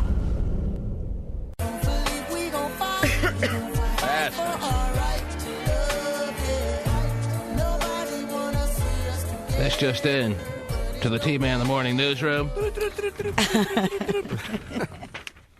Why do I only have Hot Shot to count on? This just in to the T-Man in the Morning newsroom. Oh, yes, wonderful. Rosie O'Donnell has just released the following statement on The View, Terry. For those who may or may not be interested, listen up. I'm hungry. Especially if you're not. Well, that statement is released every morning after the first break. The following unique statement has been released this morning, however. Quote, "This has been an amazing experience and one that I wouldn't have traded for the world. Working with Barbara, Joy, and Elizabeth has been one of the highlights of my career, but my needs for the future just didn't dovetail with what ABC was able to offer me." Wow. Dovetail, Terry. Dovetail. Rosie likes a nice dovetail. What is dovetail? In other words, Rosie O'Donnell has made it official. TMZ.com that reported earlier this morning that she was going to announce on today's morning version of The View that she was leaving was absolutely correct. Right on point. Rosie O'Donnell has gone on record saying she's leaving The View in June. Wow. Her needs didn't dove bar with ABC. Apparently not. Oh, everything dove bars with Rosie, but in this case... those are so good. Can't go wrong with the dove bar. To all the viewers out there, she went on to say, I just want to thank you for opening up your hearts and your VJs and your homes to me this past year. But you can always find me on Rosie.com. Here's hoping there's more confetti for you all. Blah, blah, blah. Basically, if you're reading between the lines, it doesn't take a real expert here to decipher that they didn't pony up enough money for Rosie's ass to stay happy in that big seat of hers, Terry. Now, she was only on there, what, a One year? year. 1 year. Yeah. Jeez. She raised the ratings significantly in her tenure on The View. They didn't throw her the Brinks truck, the Loomis truck. They didn't throw her the big payday that she was expecting. And now, even if they did, it's on record. She's gone on the program telling the audience it's over. It's hard now to backpedal and say, well, they actually did give me the bucks now, so I'm staying. Yeah. It could happen. But this is a serious little moment in the career of hers, especially as it pertains to The View. Once you've put it in stone that you're leaving, it makes you look like a money whore if you were to then go on and say, well, yep, I'm staying now. I'm happy again. Plenty of people have done that, though. I mean, she wouldn't be the first. Not exactly in that fashion. Not point blank telling your entire audience I'm leaving and then backpedaling. I mean, you can be conspicuously absent and never come out and exactly say to your audience the reason why. She's come out and put it in very hard line terms. It's very difficult after you've done this to then go back and announce that you're all of a sudden staying. Oh, did I say leaving? Oh, so my guess is that this is pretty much an official word. That the damage, the bridge has been broken. The damage done. So there'll be a Rosie O'Donnell show starting in the fall. Yeah, no kidding. Mm-hmm. End of an era. So now, She's what? got a lot of offers, I'm sure, coming her way. Yeah. Absolutely. What's The View to do now? She's going to co-host a show with Donald Trump. Oh, wow. Be great. It was all fake. You know, Starlet Jones is brushing up her resume. Remember me? No, she's already got a show on... on Nothing. Yeah. It's on a Nothing network that no one's ever heard of. Uh-huh. Does she even have a show? Yeah, she's some cockamamie show on some... I thought it was on like CNN or no, something. It's not on CNN. MSNBC No, it's not on that either. NNC. Yeah. She uses her legal talent. Wow. Yeah, it's Steven can figure it out, but it's not a channel people get. Okay. Oh, it's not? No. I thought it was. 5 people have it right now. All right. So there it is. So then now There's we're your official left. word. So What? now we're left with Joy Behar. Now you're left with a show that will go on for a couple of months after her and then be canceled. Wow. Trust me, unless they get a huge name, which I don't even know who's out there in the women's world that can fill her shoes. Yeah, they're not. Her big-ass lesbian shoes. Not happening, Terry. This show is on borrowed time now. Obviously taking into account that they made it 9 years before her, but now that the women, especially of America, have seen what the show can be like with her, they're not going to accept anything less. This show is history. Wow. Barbara Walters can pack up her 183-year-old ass now and call it a career. She's left 2020 in Hugh Downs, and now she was hoping just to do the part-time thing on The View. Well, The View will not make it without Rosie. They pissed her off a little too much. Mm-hmm. She's put it in stone. She's going to take her own show wherever, and The View is done. Wow. Joy Behar's one-liners aren't going to cut it anymore. And then Elizabeth Hasselbeck, what happens to her? Elizabeth Hasseldunce, her career is over. She can go back now to spending time with her third-string football husband. And their baby. Mm-hmm. She better be investing well, because there ain't much of a future for Elizabeth Hasseldunce. Wow. Maybe Rosie's taking over, like, Regis' spot or something like that. I don't think that's the forum for her either. Rosie has a lot to offer. She'll be fine. The rest of them, I'm not so sure about. Right. Barbara Walters like, yeah, I'm good. Barbara Walters can now go to the dog track and sit next to Don Imus. They can all have a good time together. What else? What else is going on, Terry? Big breaking news in the T-Man in the Morning Newsroom. In Colorado. Yes. A judge has admitted that he had had sex in the courthouse in his chambers with a female prosecutor. Female prosecutor? Yes, 29 years of age Oh, she is. perfect. And he is 57. Oh, perfect. He has actually resigned his position. So to speak. The female prosecutor has been fired. Now, why would they ever admit that that happened? What kind of info, what kind of goods did they have on these two that a judge would come out and say, yeah, I did the prosecutor, what? Because his fourth wife, fourth, mind you, Yes. sent a letter to the chief judge telling all about the little affair. All right, why don't you just deny it? Not happening. Well, I mean, that's hard to imagine as to give me some reasons as to why he came clean. well, apparently there were also rumors already. Rumors and milling rumors. around. Exactly. So if I'm the 57-year-old judge, I'm saying rumors. Nothing but rumors. Everyone trying to take me down. I didn't do the prosecutor. Even that's almost as confusing as how a 57-year-old prosecutor was able to get the 29-year or a 57-year-old judge was able to get the 29-year-old prosecutor into his chambers for sex. Well, let me tell you how it started. What lines did he use on her? I'm hung like a jury, baby. Yeah. Come on back, and I'll open my robe. No, he claims that he was going to mentor her. Oh, yeah. Gets him every time. Oh, really? Would you please? Mentor me more. They even had like sex in he went into the women's, I guess they have a locker room and whatever. Oh, of course, every court has a locker room, Terry. Don't play like you don't know. Well, I don't, but Probably not a locker room, really, huh? Every courthouse has a locker room with saunas and steam rooms and a place to dry out your bathing. You know they have these things that dry out your bathing suit now, Terry? Do you notice? Really? In the locker rooms of America, yes. They have this big, I don't know what it is. It sucks all the moisture out of your bathing suit. Have you gone swimming in a health dryer? club recently? No, it's I not have a not. dryer. I've heard of dryers. Yeah, it's a new invention. It's called the dryer, Terry. Oh, wow. No, it happens in like less than a minute. You put your bathing suit in there and it dries. It takes all the wetness out of your bathing suit. It's fascinating technology. Jeez. I can put my armpit up there and see if it works. After I work Somehow out, are able to put your It's a little armpit- machine, right? You have to put it in there. A you machine. put it in, all right. A machine. Maybe they've had these machines for all I know for 10, 20 years, but I just saw it in like the past few months. Wow, that's pretty cool. That's I started going swimming again now that I have a Really? 2-year-old son. Yeah. And he's terribly frightened of it and runs for the first old man that'll Pick him up. comfort him when I'm just sitting there going, oh, wow, what a fascinating machine. Where the hell did my son go? Oh, Mm-hmm. Yeah. He admits that on more than one occasion he slipped into the women's showers at the courthouse for a tryst. Justice being served. Yeah. Where'd this happen? What city? In Colorado. May I see that? That's a great city. May I see this story?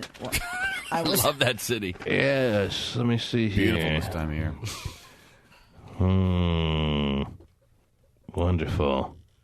Rocky Mountain News reporting that a Douglas County judge and a female prosecutor have admitted to having sex in the judge's chambers and on more than one occasion. And on top of that, he slipped into the women's showers at the courthouse for a tryst. I love a nice tryst. Yeah. Man. Like Twix. But you definitely don't want to go into the men's shower. It's a little more disgusting, I'm sure, than the women. Women's are probably clean and don't smell like pee. If you are going to go tryst, you got to go peanut butter tryst, Terry. Oh, yeah, definitely. I know you don't need any convincing on that, Terrence. You keep your caramel crap. Give me the peanut butter one. Exactly. Grafton Minot Biddle, 57 years old, resigned from his position. Oh, yeah. After it was discovered that he was having an ongoing love affair with Carol Chambers, the district attorney. District attorney, man. That's serious positions we're talking about here. A judge and a district attorney can't keep their hands off each other. They're doing it in the chambers. They're doing it in the women's locker room of the clubhouse. Jeez. The DA. Women's locker rooms. Mm-hmm. Can you put more than one suit in the little machine? So if two people got out at the same time. Steven, or would you have to wait until you and your little buddies done? go swimming and you want to have your bathing suits join one another in the rapid drying situation, I'm sure there's more than enough room to make it happen. Well, that's great. All right. Is it a big hassle to bring a wet suit home? Well, you don't want a big dripping suit. Like put it in your gym bag? You could put it in a plastic bag, sure. Well, you roll up the towel. That's a great idea, I think. That's cool. Okay. I'll get you one for Christmas. Now you can wear your suit directly home from the club. That'd be awesome. I still don't know if you want to put it back on, but it just makes it so you don't have to, like, put it in a plastic bag. It's not but dripping. that's good. A lot of people go back to work Yeah, or you something. guys are fascinated by this. Okay, That's wonderful. pretty cool. You should bring all your clothes to the gym, dry 'em. I don't really think it gets it completely dry like a dryer would, but it gets all the moisture out of it. Right. So it's like pseudo-dry. Pseudo-dry. Pretty sure I'm not swimming at the health club in these days, but maybe I'll have to now. If you can, avoid at all costs swimming at the health club. Cannonball! You don't need to be swimming with all the crazy comb-over old dudes at the health club, but there's some circumstance, like having a 2-year-old child, where perhaps you can't avoid it. Pool just looks like a crock pot full of disease, man. Yes. Athlete's foot. Disease and urine, no doubt about Gross. it. But it's good to know that if you have no choice but to go swimming at a health club, that there's that rapid dryer that gets your trunk pseudo-dry. Pseudo-dry. It makes it all worth it.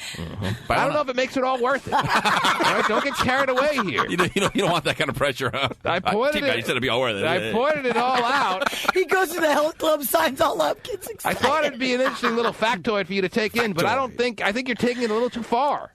Well, it just basically it spins the suit really fast. It takes the dampness out of it. Right. Yeah. Takes the edge off the wetness. Right. You're getting it now. Let's spend another 3 hours on this. So you're standing there hanging out, and it's in the dryer. It's like a salad. It's a salad spinner, right? Yeah, like a salad spinner. Okay, just checking. 1-866. If I ever ate salad, I'd definitely spin it. 663 T-Man. Chris in Mill Creek, you're on the air. Let's take a lot of phone calls. Obviously, people are fascinated by trivial things this morning. Yes, toll free, 1-866-663 T-Man. Anything you want to talk about. Maybe you're having a little tryst in the locker room yourself. Give us a call. Yes, Chris, you're on the air. Hey, T-Man, I just wanted to say you actually made my day. That's the best news I've heard in a long time about Rosie O'Donnell leaving. I was talking about the rapid I spinner. did too.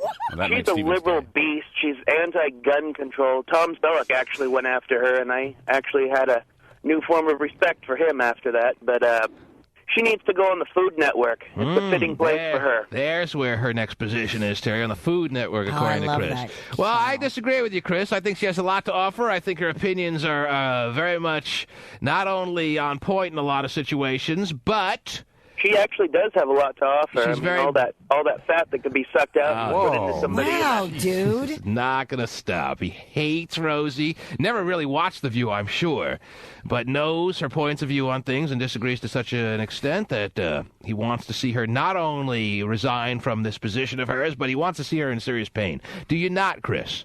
Very much so. Yeah, it doesn't end with you being excited about her leaving The View. You want her to be in some real writhing-like pain, don't you? That'd be nice if somebody's got a Shark Tank available. Wow. Well, it's a happy day for you then, Chris, because as of right now, yeah, she's at odds with ABC, and it seems like it's kind of a dark day for Rosie, but she'll parlay this into a very lucrative situation. She has a huge amount of marketability right now. Those who consider her too radioactive for TV are mistaken. She is exactly what TV wants and needs right now. And her fights with Donald Trump, if Donald Trump's going to make it like he had something to do with this and you can't win against Donald Trump, he can forget it. Her feud against Donald Trump just makes her that much more interesting and marketable, and wherever she decides to go, she'll have her pick of the litter, no pun intended, of where she chooses to resurface. Despite Chris's little dance in the street right now. Ryan in Tacoma, good morning. Good morning. How are you, sir? I'm fabulous. Huh? Hey, this is old news now when you guys are talking about the 911 call. All right, what do you want to say about that? A guy in my office the other day called 911 and had the fire department come out and get his keys out of his car. Had him Slim Jim. Terry, this is not why 911 was put into place, for those who locked their keys in their car. Ridiculous. All right? I told you, it's at the point now where we need a new number so that people who are calling 911 on a regular basis can still call 911, and there's actually a new emergency number for what 911 was actually intended to do. For those who want permission for driving in the carpool lane, and those who get their keys locked in the car are taking the spot of some woman who needs her call answered because she's being chased around her house by a rapist who broke in. It's a troubling situation. Robin, you're on the air. Yes, Robin. Hi, I wanted to comment about the Rosie O'Donnell thing. All right. I personally think that she is a little bit violent in the things that she says. Mm-hmm. Well, she has like this real overpowering voice, if that's what you're saying. Or you're talking about the actual... With the whole Donald Trump thing. Yes. I think that it was taken, way too far and carried on for way too long. I disagree. I think it's amazing that there's a woman out there that is willing to stand up. There are men, most men, 99.99% of the men of the world would be in absolute fear to take on a guy like Donald Trump. Here's a woman, Rosie O'Donnell, who is standing toe-to-toe, getting face-to-face with Donald Trump, and the reason he's so bent out of shape is because he's not used to it. He's some big billionaire bully that's used to having people cower to him all his life. And Rosie's attack, not only dealing with him in a defensive way that most people wouldn't even bother to do, but she's going on the attack mode when it comes to him. I think it's wonderful. Oh, I totally agree. I mean, I'm not saying that... agrees. Oh, I see your point. No. And I really love the dryers and the clean. Take the moisture out of your bathing suit. Mm-hmm. You know, the bathing suit thing has been around for a while. I probably thought it might be, yeah. Mm-hmm. It has. Okay. And it's quite the invention. So you're not a Rosie fan either. Okay, I can certainly understand there are a lot of people out there that aren't Rosie O'Donnell fans. Actually, probably the majority of people are. I used to watch her show when she had her own TV show. And that was a little bubblegum show that I'm sure she's even embarrassed of these days. She was in the closet. She was making it like she was in love with Tom Cruise, like she was some big heterosexual woman. She was a big fraud on that show. It really didn't highlight her to her greatest degree. And this is now a forum where she actually excelled in. And the reality is, whether people love her or hate her, and I'm actually realizing that the majority of people don't like her, but you can't argue with the fact that the ratings went significantly higher in the year that she was on The View. Right. Oh, well, yeah. I just think that she carried on the whole situation for too long. The Donald Trump thing got a little too overdone with you. Yeah. Okay. Very much so. Your And I think that thoughts? she would be good with her own TV show, but now that she's more comfortable in her own skin, it might be better This to have her, was on her television own show. TV show. What do you mean she needs her own TV show? Whose show was this? Elizabeth Dunce's? Elizabeth Hasselbeck was absolute wallpaper on this show. Joy Behar was her show? She was not sharing the show with anyone. This was her show. She wants everyone to use one square of toilet paper to wipe. Even doctors. All I want to do is have some fun. One little thing. Has she seen my ass? That's going to be one of the final comments Rosie's ever made on The View. It's classic. I mean, she just has this bellowing voice. Yeah. That amongst some of the things that are overdone with her is certainly one of them. But Just her talking about wiping is not good. Not necessary. One little thing. Has she seen my ass? Yeah, give it up for Rosie's ass. Big applause. Charmaine, you're next up. Good morning. Yes, Charmaine. I'm disappointed to hear the news that Rosie O'Donnell's leaving The View. I was not a big fan of hers as a black female. I love seeing Star Jones represent African-American women on the show and give a viewpoint. Well, Star Sometimes I didn't necessarily agree with her. I always said that Star did have a lot to offer because there is something to be said about getting a legal point of view, and Star was always good at not only giving that point of view, but making it understandable to a large crew of viewers out there. But she didn't have the same impact. She's not the impact player that Rosie is. There are some people in this world, very few, that actually move the needle on TV or whatever medium they're on. Rosie O'Donnell was one of them. Now, Star had a lot to offer, but she is not an impact player in that capacity. Yeah. Right. And I agree with you on that. And I think after I let down my disappointment about Star leaving, I opened up my mind to see that Rosie O'Donnell had a voice. And she's just not going with mainstream. And she's speaking out. She has a strong voice. Rosie came into her own when she admitted that she was a lesbian, and she started just speaking what truly was in her heart.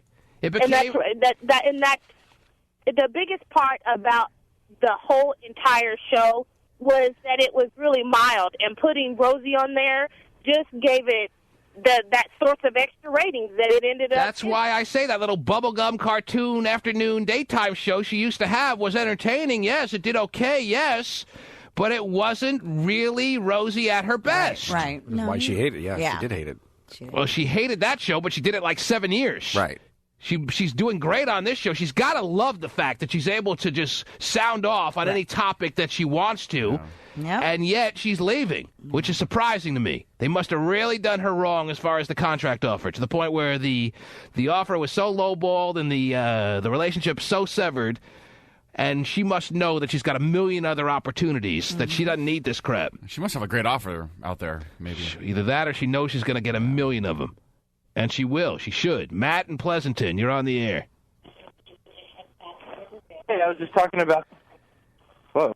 Yes, Sorry. Matt. Okay, hey, how you doing, T-Man? All Love your right, show, Matt. dude. I love your call, Matt. Yes, what can I do for you, sir? Anytime now, Matt. Oh, sorry. Hey, I love your show. Yeah, love your call, Matt. say that- Do you love the show, Matt? Matt's listening to the radio and he's getting all confused. If Matt would turn down his radio, he wouldn't be confused by the delay system. If Matt would turn down his radio... I'm on the phone, dude. The radio's not on. Anyway, so I can hear your That's impossible. Yes. conversation about the spinny things in the locker rooms. They've got little holes in the side, and they just spin around. Oh, yeah. Stay away from those unless you're ready to see what's on the other side of those holes in the locker room. The spinning holes. Some call them glorious type holes. Oh, well, I just wanted to call in. Thanks for your show, dude. All right, thank you for the call there, Matt. We have this mutual affection for each other, me and Matt. Thanks for your show. Did you hand it to him? Yes. Here you go, Matt. Yeah, here are the reins. Here are the keys. T-Man's announcing this morning that I'm not dovetailing with the management. She had obviously enough time to prepare a statement. Yeah. She felt some reason to use the word dovetail? She feel like it's an underused kind of phrase or what? Have you a Wikipedia dovetail? I just am kind of curious as to how the word dovetail got worked into her. Got a 50-year-old PR person that uses words like that. My needs for the future, Rosie made this exact quote on The View this morning, and for those listening on the West Coast and not listening on the Internet, you'll be able to see this in its entirety on The View later this morning. She goes on to say, I'm sure from the beginning of the program, right at the top of the show, that her needs for the future just didn't dovetail with what ABC was able to offer me. Man, that's not even trying to be subtle. No. Look, they're not paying me. Yeah, they ain't offering me the mother load. Right. So this mother load is walking. Have you seen this mother load? If you watch Lost, I will sit on you. Mm-hmm. She wants the mother load. And it is fitting that the mother load gets the mother load. I'm sure her toilet gets that once a week. But they lowballed her. This lesbian ain't about to be lowballed. I'm past that point of my life, she's saying. Wonder what it was. Be interesting to know. What they offered her? Yeah. Probably offered her about 10 mil. And she wanted 30. What is she getting now, I wonder? Do you know? Probably getting about 2-3 mil. It's the first, they didn't know if it was going to work out. They were pretty much going on a trial basis. She only had a 1-year contract, which was a huge mistake by ABC for not having the foresight to see that she would absolutely be the standout participant of this show. They only hooked her into a 1-year deal. Now her contract is up. They're not offering her what she wants. She wants the mother load, and they are not ready to give it to her. They're making a mistake. ABC is going to regret it. She's going to go to one of the other networks. The show is going to be huge. Or she's going to take all the View listeners. They'll put it on the NBC and AB or CBS will be smart enough. Probably CBS. They could use her probably more than any other network. And they're willing to pay. They will put her on at the same time the View is on. And 90 or a good 60 to 90% of the viewers that are watching the View are going to make the move on over. I'll call it the partial view. Mm-hmm. Ain't no partial views when it comes to Rosie. Yeah, mostly obstructed. Good point. View. Yeah, obstructed. Yes. That's what I was thinking of. Leo in San Leandro. Go ahead, Leo. What's up, Pete? Yes, sir. What do you got? Hey, I was just calling in to ask you about the De La Hoya Mayweather fight. I got my money on Mayweather, but I just want to know if it's going to pay. Well, absolutely it'll pay. I mean, didn't we go through this, Terry? Haven't I told you very clearly that Vegas once in a while gets very generous and they start printing money for you? There's absolutely no way, unless some fluky left hook comes from Oscar De La Hoya, that I can see Mayweather losing this fight. Printed money! Free cash! For those who are betting on Pretty Boy Floyd! You can absolutely stand by the bank teller right now and wait for the results to come in. Because... Okay. Thanks a lot, Keith. Yes. That's all I need to know. I'm going to start standing there right now. Of course, there could be a fluky left hook by a guy who's always carried more weight around in the ring than Floyd Mayweather. If Oscar hits him on the chin and knocks him cold, then maybe Oscar wins the fight. But short of that, Terry, I mean, it's just like the lock of the year. Right. That Floyd Mayweather's winning this fight. Yeah. All right. I can see you're very interested in this. Well, fight. no, Yeah. you've said that. Yeah. Then you weren't interested in that either. That's Well, all right. I mean, I don't need you to be. I don't need you to pretend to be interested in boxing, Terry. I get it. You gonna buy the fight or no? No. Okay. I'll wait until like a week later when it's on for free. Yeah. Smart move. Nice. Just because I don't understand. I don't know much about Okay. Floyd Mayweather. They're charging. They're De La charging Hoya, more but- for this fight on pay-per-view than any fight in the history of boxing. Really? The highest they've ever charged for a pay-per-view boxing event was $59.95. This one has jacked it up. It's the first fight ever to go to $64.95. A $5 rate increase for your boxing entertainment. Definitely wait. Has Mayweather been hit at all? Does he have a good chin? Do we know yet? Mayweather's so damn quick. He's never been really hit. Scares me if you got money on Mayweather. Never taken a shot. Mm-hmm. I don't know what kind of chin he has. And at the end of this fight, you'll be saying the same thing. We know what kind of chin Steven has. Don't know what kind of chin Mayweather has. Steven's got so many chins, he probably could take a pretty damn good left hook. Let's try. I hit 6 of his chins, but 7 of the chins eluded me. Jeez. 1-866-663 T-Man. Back after these words. The T-Man Show. Show. Dang. Hanging 15 for Oh, jeez. I don't even know what that was. I know what that was. Dang. That was little dang, Terry, last night. NBA basketball action. You had Chicago going up 2-0 on your defending champion Miami Heat. Yeah. Now, Miami lost the first 2 games of the series on the road, so they're going to come home and try to do as they did to Dallas last year in the NBA Finals and get the momentum going at home. But interesting game tonight. A lot of our listeners, I'm sure, hanging on the edge of their seats waiting for this one to tip off. As the hottest team in the NBA, Terry, you can't deny that. The Golden State Warriors, the hottest team. They've won, 6 in a row? 10 out of their last 11. Wow. Handily in the fourth quarter, pulling away from Dallas in Game 1 of the first round of the NBA playoffs. And tonight, Dallas is going to be out for blood. Ooh. But is that going to be enough in facing the hottest team in the NBA? I know Golden State's the 8 seed and Dallas is the 1 seed, and Dallas barely lost any games to any team other than Golden State this year because all they've lost, they are 67-12 in the regular season. However, if you factor in the Golden State losses, Terry, they were 0-3 against Golden State in the regular season. Now they're 0-1 in the playoffs. Yeah. Do the Warriors have the Mavericks number? Well, Vegas says no, because I just looked at the point spread, Terry, since the last caller got me on point spreads and gambling. Doesn't take much. No. And Golden State, do you believe this? For Game 2 tonight, Golden State is a 9.5-point underdog. Oh, you're still printing money, huh? I didn't say that. I didn't say this one is the lock of the century, the lock of the year. And again, they're still nine. playing. They're still playing in Dallas. Yes. Right. 9.5 points is a lot of points, especially when you're talking about the hottest team in the NBA getting 9.5 points. Wow. All right. Is there a money line on this game? I don't know. Sometimes when the point spread is so high, they don't have a money line. There is a money line. There is a money line. Plus 400. You nailed it. Plus 400 exactly. Yes. Plus 400.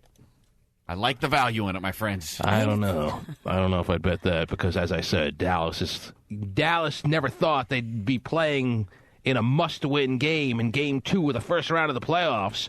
But the way Golden State is looking right now, if they lose this second game at home, and then Golden State gets home to the Bay to that raucous crowd, Terry, the Mavericks and the not-so-smiley face of Mark Cuban could be in some serious trouble. He's a weird dude. In this series, Terry. It seems like they'd be out for blood, but if I told you a team has won 4 in a row and they're plus 400, you're liking it. They're plus 4. I'm not betting. I'm not taking the money line. I'm not telling you. I tell you not to take the money line. I wouldn't, but it is a pretty good value. But they are offering 4-1. Yeah, they're offering you plus 400 on Golden State winning this game outright tonight. That is a little bit overdone. Now, as much as it may be overdone as far as that odds are concerned, or those odds are concerned, Terry, doesn't mean that I think that Golden State wins Game 2, because Dallas is going to put every last drop of effort and scratching and clawing for their lives to win this game. Now, the 9.5 points I kind of like. I like the hook on there. I mean, I'm glad it's not just 9. 9 scares me a little bit. Mm-hmm. Get the extra hook, get it up to 10, you push. Yeah, well. Always want the extra. Anyway. Dallas is minus 500 to win. Tease it up to 15-16. Let's do it. Oh, yeah. They win by 17. Minus 500. You got to lay 500 to win 100 for Dallas to win the game. It's a very interesting game tonight, Terry. It's a very interesting game when Dallas, who thought they were going to cruise right to the NBA title this year, because a lot of times a team that is in the NBA championship and came up a buck short the next year, if they are to go on to have such a great regular season, they do kind of cruise to the NBA title the year after they had lost the year before in the finals.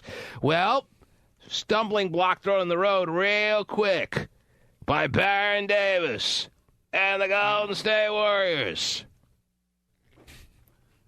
I hope Golden State pulls it off.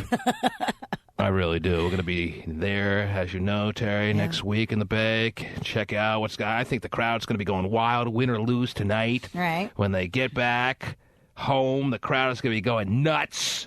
Even if they split, it's great. Yeah, because they're the hottest team in the NBA right now. And they made some midseason trades that are gelling right now.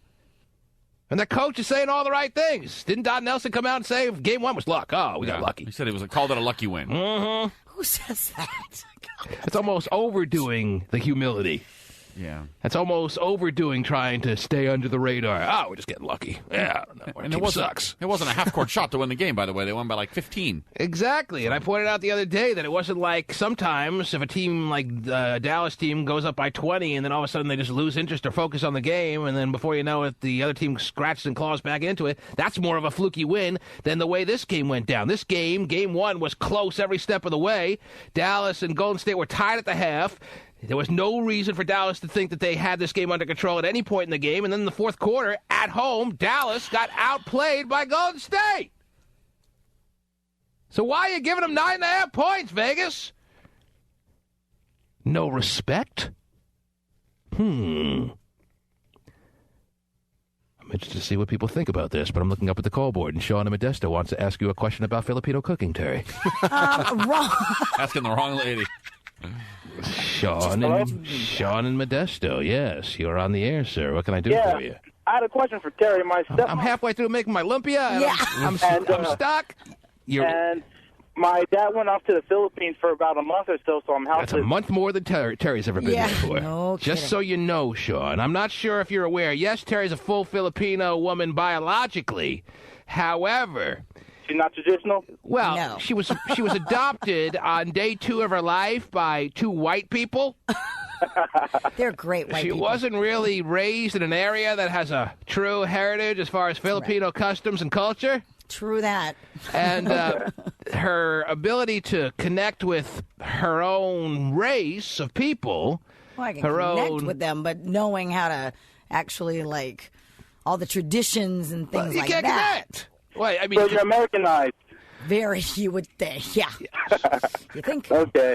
So what was your question, just for... My question was, what's the deal with the, I guess the egg that is called? I was making eggs, and I didn't know that there was a live,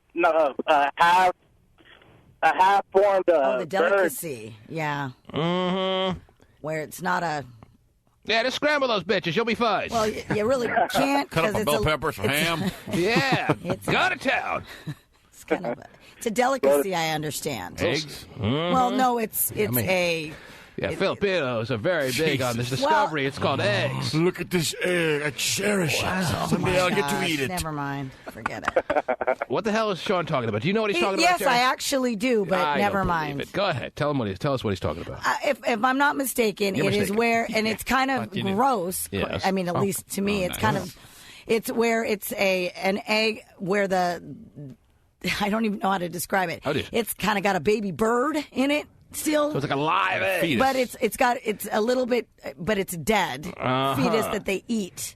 Really? You poke a hole in the shell and you just suck it down, right? Yes. So in place of a yolk, there's a living, or not living, not but living, but there is Starting to develop a fetus Yes. of a bird. Yeah, it's pretty Yes. gross. But So why I is do the that same thing with considered the a Cadbury cream eggs. I stick a straw in there and suck that out. That's awesome.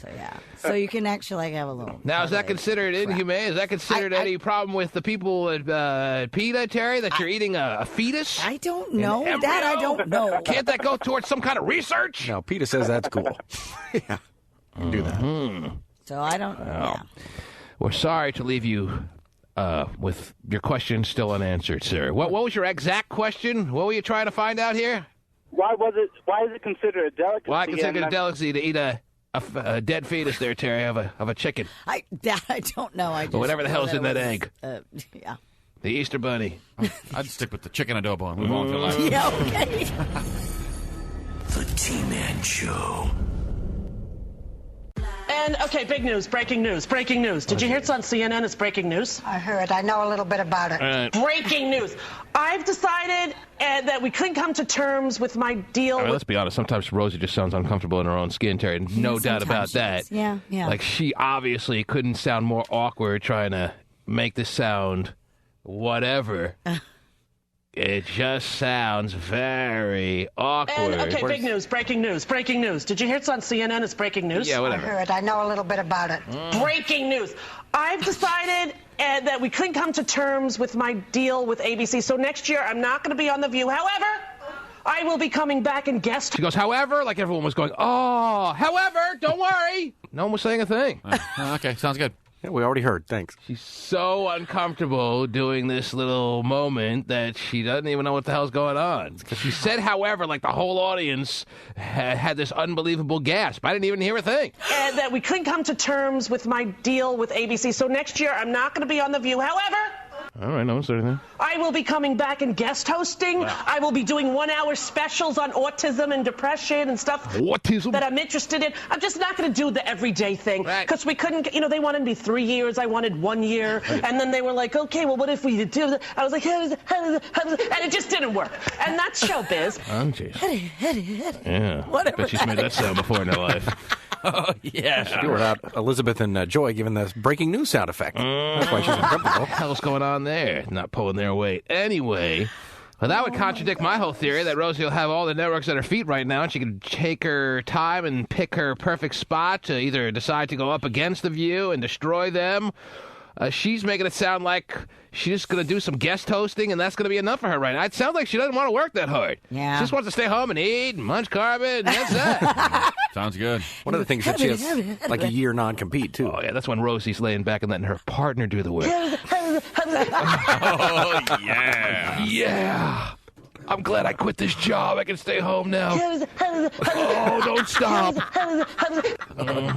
And then have you seen my ass? Oh, wow. Oh, yeah, you got to make him work now, huh, Steven? Gonna make him work, aren't you? Because we couldn't, they wanted me 3 years. I wanted 1 year. And then they were like, okay, well, what if we do that? I was like, and it just didn't work. And that's showbiz. And that's showbiz. I think if she's making that noise, it would work. Yeah. Oh, it's working. Yeah. There's no way it's not working with that noise. No, you don't make that noise if it's not working. That's the it's working noise. Don't stop. Oh, yeah. Jeez. Whoa. Well, there it is. Yeah. She's made it very on the record. So I don't think there's any turning back now. They can't, ABC, come to her now. Well, I guess they could. And then Rosie would have to go on and say, well, they gave me the mother load, and here I stay. And she would say that. Oh, geez, Steven, settle down. She sees the signing bonus. Yes. Oh, Kelly. Mm-hmm. Who's Kelly? Kelly Ripa? No. Partner. Kelly's her partner. Oh, she wishes it was Kelly Ripa. Oh, she probably does. Yeah. Oh, Ripa, a new one. Yeah. How does her partner look? Pretty good? I wouldn't put money on it. Anyway, she's here. Better than her. She's better than a Rosie. Let me tell you, she must be an absolute world-class model. Anyhow, well, she's going to be desperately missed on that show, a show that will not survive without her, even if she does her little 1-hour specials on autism. Autism? Wow. Let's see where we should go now. 1-866-663-T-Man. Should we go to Christina in Oakland, who had a little sex session on the pool table of her office with a coworker? Hey. Or They have pool tables in their office? What? Or should we go to somebody who wants to set you straight on the egg delicacy that you knew not about? Yeah, why don't you go with that one? Yeah, go with that one. Should we go to Simplicio? Yeah, 1-866. Oh, jeez. What the hell's that? Simplicio, you're on the air. Hey. I don't have to say where he's from. I think there's only one Simplicio on the line. Is that right? Yeah. That's right. You should know who he is. Yes. What can I do for you, sir? I was just calling in regards to that Filipino delicacy. I just wanted to let T-Man and Terry know. Yeah, we'll pass it along, yes. What's that? We'll pass it along. Go ahead. That the delicacy title, the name is called balut. Balut. A-L-U-T. It's on the tip of my tongue, man. I knew it was balut. Yeah. It's a embryo. It's a undeveloped chicken. So is it when you're biting into what part of the egg are you saying, oh, this is tasty? Oh, man. It's really salty. Uh-huh. God. Tastes like chicken. There That's the problem. It doesn't. Okay. Right. Wait about 6 months. It should. All right. Thanks a lot. It would have. Had it right. Interesting. Well, Terry, not only have you been educated on your own culture this morning, but you told me during the break, and I was fascinated by this, it's a major Terry Free announcement. Breaking news into the T-Man in the Morning Newsroom. Yeah. Terry Free has plans. In an effort, because I have ridiculed her over the years for not taking a hold of her Filipino roots. She's leaving the show. Terry Free is going to be vacationing with her family in the Philippines at a date to be determined. Whoa. So she can show them around and show them what all she doesn't know about. This is not where I grew up. What a tour guide she'll be. Oh, this is my favorite pizza joint right here. Loved it growing up. Educational for myself. Educational for yourself. You're going to educate yourself and educate your family. Of course. And you think this is something you're happy you're able to do at this point in your life. And you're going to take your husband too, or does he get to stay home? Sure. Oh, yeah. Why would he want to stay home with all those Filipino bays running around? They tend to do that in the Philippines. Yeah, they'd be everywhere. And make sure you bring traveler's checks. Okay. Lucky for him, he gets to buy 7 round-trip tickets to the Philippines. Jeez. Well, they can all sit on laps. Yeah. Yeah, the airline lets you do that for 12-hour flights. Yeah. Or actually, way more than that, probably. I don't know how long a flight. Actually, about 12 hours, I'm imagining. Yeah, I'm on top. Wow. So you have a little travel plan mapped out as to where you're going to go? No, haven't researched My it wife that was deep. born and spent the first 2-3 years of her life in a place called, I don't know if I'm pronouncing it right, Angeles City, Terry, which is not Manila per se. Right. But maybe you want to go and say hi to a couple of her family members. Okay. Yeah. I want to go to the Manila Wafers factory. Yeah. We owe them a big dose of gratitude. Yeah. All the Manila years wafers, that enabled us to get through a glass of milk without puking. Yes. That'd be great if she went, man. Mm-hmm. It'd be fun. Yeah, I think so. Be a good experience, definitely. Yes. Thank him for the paper or the envelope. That's right. Thank you so much. Yes. Okay. All right. A lot of good products have come out of the Capitol. Mm-hmm. So what are you expecting to get at? When are you planning on going, first of all? Do you have a target date? I don't have a target date. Maybe no. a little Christmas time in the Philippines? No, a little holiday road? What? Don't have an actual target date or anything. But it's something you will do. It's something that, Is it something you'll do in the next 2 years? Could be, yeah, actually. Traveling with 7 people. Boy. Oh, boy. Mm-hmm. How many? A table for Actually, 7? I think would be ideal. All right, we'll hear about Christina and Twins Oakland's are pool 5. table tryst in a couple of seconds. Let me go to Scott in Danville first. He's been waiting a while. I hit the wrong line. Let me go to Scott in Danville. Yes, Scott, are you there? Scotty boy. Yeah. Scott, are you there, sir? Oh, yeah, what's going on? How are you, sir? Pretty good. How you doing? What can I do for you? I know that you're playing in the main event of the World Series of Poker. Yes, of course. Terry's got goals to go to Manila or the Philippines, and I absolutely will achieve my goal of playing. You just have to, don't you? Oh my gosh. Mm-hmm. Well, I'm calling. Hey, I'm not as good as you, and I'm not as balling as you, but I'm playing in the little $1,500 ones. 2 of them on beginning of June. What a chance of you getting in those? Well, the World Series of Poker this year starts on June 1st. They're starting it earlier this year than ever before, which doesn't work into my schedule perfectly, Terry, but we'll make it work, you know what I'm saying? It runs all the way through the middle of July. So if you're going to go early in June, the chances are that'll be an event I won't be in. But later in June and in July, you can pretty much count on me. Well, when I win the one in June, I will be in the one with you in July. You win one in June, and I'll be happy to be there with you later in June and July, sir. You go and do that, because the $1,500 tournaments that are on the undercard, if you will, of the main event of the World Series of Poker, Terry, are events that each undercard event that's a $1,500 buy-in has like 3,000 people in it minimum. So if you can beat a 3,000-person field, sir, I'd be happy to shake your hand. I'll shake your hand anyway. I'll see you at the final table then, sir. I'll see you at the final table. There you go. It's a Thank deal. you, brother. It's a deal. All right. Christina in Oakland, good morning. G-Man, Yes, ma'am. I love that you're in California now. I used to listen to you 10 years ago in Seattle. Well, we've been there a while now, but thanks for noticing. Yes, what can we do for you? Well, I called because I heard about the Judge story, and I felt guilty about a little tryst that I had with one of my Well, good. That's employees. why we read stories like the Judge story. So it will make you feel more comfortable in coming out in your little situations that have developed in your offices or in the La Quintas and the Motel 6s of the world. Yes. What seedy goings-on have been happening in your life? Well, The a while seedier back, the better, I was by the way. managing... Yeah. What? Go ahead. A while back, I was managing a bar, and I had a little tryst with one of my bartenders after the bar closed on the pool table. Oh, I think I saw you in a porno the other night. A lot of pornos, I think. The bad news is my DJ and a couple of other employees peeked through the window and saw. So you thought everyone had gone home for the night. Yeah. You had locked the front door of the bar that you managed. Yeah. There was one bartender left, the one that you purposely left behind to discuss some payroll issues. She was hot. It was a she? He. Oh, he was hot. No, she was hot. Oh, just ruined it for me. I don't know why. I mean, I just can't. That's why I skip over the lesbian scenes in porn, Terry. It just doesn't do anything for me. She was hot. She's having sex on a pool table with a woman. Yeah, it's not really the same. How can you get slammed on a pool table by a woman? Well, you can't get slammed on a pool table by a woman. I mean, you can do this on a pool table with a woman, but you can't get slammed on a pool table with a woman. Women need to be slammed on pool tables, Terry. 8-ball corner pocket, baby. All right. She was behind the 8 ball on that one. Okay, listen. I'm happy that you're having all kinds of lesbian sessions at the spur of the moment and these kind of exciting times that you're living in. But I want to hear about the woman who has the same story, but a man threw her up on the pool table and was driving it in the side pocket there, yes. I bet the DJ that was looking through the window was pretty happy he stumbled upon that. Mm-hmm. Hey, look at these two ladies over here. Yeah. They're really getting after it. I'm always worried that my girlfriend's going to find out because so many people saw. Well, see... Oh, you have a regular girlfriend? Yeah. Mm-hmm. How long ago did this happen? You made it seem like it happened a while ago.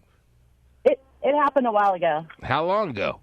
Like a year ago. So what are you worried about it coming out now to your girlfriend? Because my girlfriend's friends with some of the people that saw. Yeah, but it hasn't come out in a year. What are you even worried about? It's past the statute of limitations. Well, now they'll find out. out. Oh, so I'm in the clear? In 18 months, I'm telling. Jeez. Listen. No, all right, listen. I've been hiding ever since then. All right, whatever. I know you're trying to get us impressed about your story. I'm not impressed. All right. Two ladies on a pool table. Big friggin' whoop. Want the tape? Do I want the tape? You have no Yeah. tape. You have no tape of this. tape. She's doing everything she can now to get me interested in this story, Terry. I'm not interested. Is she trying to get qualified or something? Did I tell you about the midget that joined us? Yeah, definitely want that tape. Mm-hmm. All right, well, good to hear you in California. Yeah, whatever. Whatever. Get blasted on a pool table by a man and don't call me till you do. Gosh. Maybe I'm getting immune to these stories over the years, Terry. Yeah, well. Two women on a pool table. Big whoop! Oh, yeah. Big whoop. Yeah. I'm sure she did have a big whoop. Rosie does, I'm sure. Yeah, Rosie I was gonna say as big as Rosie's whoop. The lock of the century that she has a big whoop. CJ in Concord, your turn. What do you got? What's up, T-Man? Good morning. How are you, sir? I'm cool. Big whoop! Whoa. Hey, you guys were talking about ballots and stuff? We were talking about what? Balut, yeah, you know that. Balut. Yeah. Yeah. Yes. Yeah, I heard a caller say it was a baby chicken earlier. Yes. Now you're going to dispute that it's not a chicken? It is. Yeah, it is in fact a quail. Baby human, T-Man. Really salty. My parents always told me that it was a baby duck. Your parents always informed you it was a baby duck. Yeah, and I always be duck. Okay, so you don't want to all of a sudden discover that your parents were either liars or misinformed, so you want us to explore the possibility that, in fact, it's not a chicken, it is, in fact, a duck. Maybe it's both. Who knows? But, Well, if you want to eat a dead chicken, I think you're pretty... still in the egg, Yeah. chances are you'll go duck 2 without any real reservations. Right. I got my standards, T-Man. I'm dead baby chicken only. Oh, no, duck, that'd be wrong. Yeah, something wrong with that. It's possible. You think that would traumatize a kid when your parents tell you that? Oh. Yeah, see this little baby duck? Yeah, sucking Well, through if a you straw. start, that's the point. If you start them early, builds up those, as we just talked about, immunities, and you don't get all traumatized. Part of your life. So how often are you eating ballots now? I don't know. I eat it like every now and then, maybe at least once every month, kind of, you know, it's good. Have you ever seen that episode of Fear Factor? Oh, okay. They had it on Fear Factor. Really? Uh-huh. Jeez. You seen that on Fear Factor, though, right? No. They're like that. No, we don't do I don't watch any show with a host that isn't over 5'5". But thanks for the call. Jerry, when you go to the Filipino pizza parlor, make sure you get pepperoni and balut pie. I hope Terry knows there's no Outback in the Philippines. I mean, you're going to have to eat Filipino food because you're kind of an Americanized person when it comes to your food. You think? We went to Vegas. She goes to Outback. Of all the restaurants in Vegas, Outback. You went to Outback? I went and got a salad. A to-go order. Oh, okay. Well, yeah, and I like their salad. Sorry. I'm saying they have good food, but it's like you have to branch out at some point, especially in the Philippines. Well, Philippines may be a little bit more specialized as far as their food than Vegas, so I don't know how the two connect. But there's a lot of choices in Vegas. A lot of nice restaurants. And she chose one of them. It's not like there's one specific food you're supposed to eat in Vegas, and she chose Outback. You're supposed to branch out and eat somewhere you would normally not eat at in your home, you know? There's Right. Outbacks everywhere is my point. But the same kind of thing can be said about Vegas. Everything that is in everyone's hometown is in Vegas, except the $3 buffet that you search hard for these days, and is certainly gone by the wayside. Oh, the good old days of Vegas are the $3.95 all-you-can-eat prime rib. Right. So that's all there is in Vegas is the Outbacks of the world, and something that reminds you of home. But Tom Colicchio doesn't own restaurants in every city, you know. Go to well, a nice if I knew who place. Tom Colicchio was, it'd probably make an impact on me. Well, but So where did you go? That I'm not the one that's really into food. Like I eat anything. I eat McDonald's or whatever. But I'm just saying, Went if to you're, Fatburger. yeah, He's if you got are going to go out, you 300 should, pounds behind him to prove that he's not into food. Hey, I don't go out and eat fancy meals, but if you are going to go out and spend money at a restaurant, I don't know why choose something you can go to in your backyard. That's my only point. But You have what an I Outback in your enjoy, backyard? Where do you think Terry should have gone if she was going to spend Outback Steakhouse money? Go to Craft Steak. That's a nice steak place, or there's all I kinds wanted was a salad, though. Oh, okay. And I know specifically I'm sure you went to like. Outback and got a salad. I'm sure you went to Outback and got a salad, right? I did. Okay. Actually, but Gotcha. Chicken and steak and prawns on top of it? no, just there. Extra The cheese, ranch. Queensland salad, actually. My favorite salad. Yeah, I'm going to make one. That sounds pretty good. I think it is. Make sure you put the pot pie on top of the salad there. Yeah, you know what would go good on this hamburger? How about a ham sandwich Without lettuce.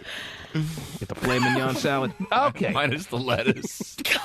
Looking at pictures of balut, it does not look good. Terry, the point is, I think the point that's being made here is that when you go to the Philippines, you may have a little eye-opening experience of your own to discover that a lot of places there are impoverished. There's a lot of poverty, and you may find it hard to get your feet done, your nails done, and now you can get done cheap. Yeah. Used to.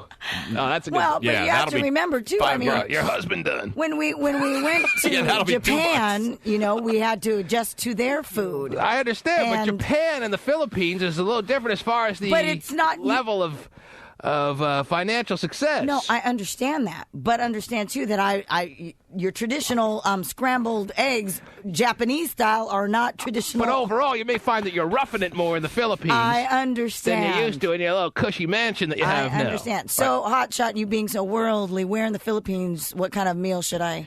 I don't have a list of restaurants. I'm just saying you're going to eat different food than you normally would. Right? You don't strike me as someone who branches out. She's going to wind up at the Outback. Right. There is an Outback there, by the way. In Philippines? Yep. Well, you're in good shape. There's 3 of them. I'll leave you alone. Maybe they'll have I'm sure they're all in Manila. One is in Makiti City. Mm-hmm. Ayala Alabang. Oh, better make your reservations now, Terry. At the Alabang Town Center. That's right. Order the banquet room now, because you have 7. Uh-huh. You have a Little League team or something? No. Go ahead. Just a family. And the other one is on E. Rodriguez Jr. Avenue in Acropolis, Libis, Quezon City, Philippines. Oh, you're really nailing it. Okay, there it is, Terry. Sounds nice. Call your travel agent. Make sure you get that secured. All right. Yeah, so you can get a salad. Because everyone goes to the Outback Steakhouse to get a salad. They specialize in lettuce. We're going to go get a salad. Oh, how about a steakhouse? Some of the best salads around. Yes. I like their Queensland salad. All right. It's really tasty. It's very nice to know. It was pretty close, right across the street. Yeah, it it was. Stephen go with you?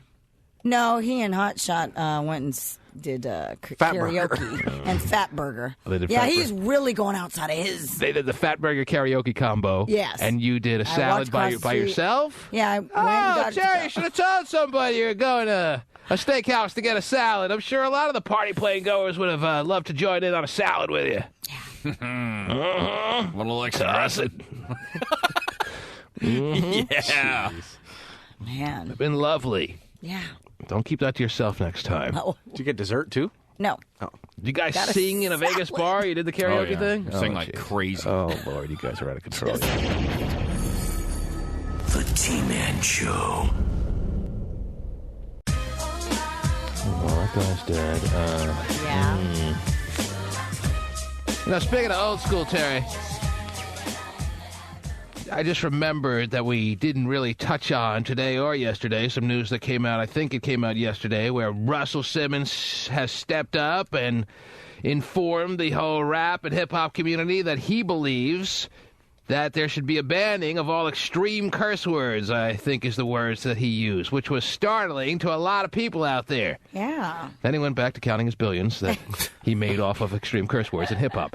But isn't that interesting, Terry? Very much so. We didn't discuss that. We should have been discussing that and gotten people's points of view on Russell Simmons stepping forward and saying that hip-hop and rap should be banning extreme curse words. I think he indicated 3 choice words that need to be eliminated at this moment in time from this day forward. I think he said the N-word, the F-word, and a couple other ideas he had, but it really surprised a lot of people, Terry, and we never discussed that. How do you not bring that up to me and hit me with the news of the day? I didn't hear about him talking about banning because I just saw him on, I think it was Oprah, talking about how, you can't censor his artists and ask them to change his tune pretty quickly, literally, Terry. Yeah. He must have changed his tune pretty quickly because he was out yesterday saying, I didn't make this, I didn't dream this. Oh, this is all over in every newspaper,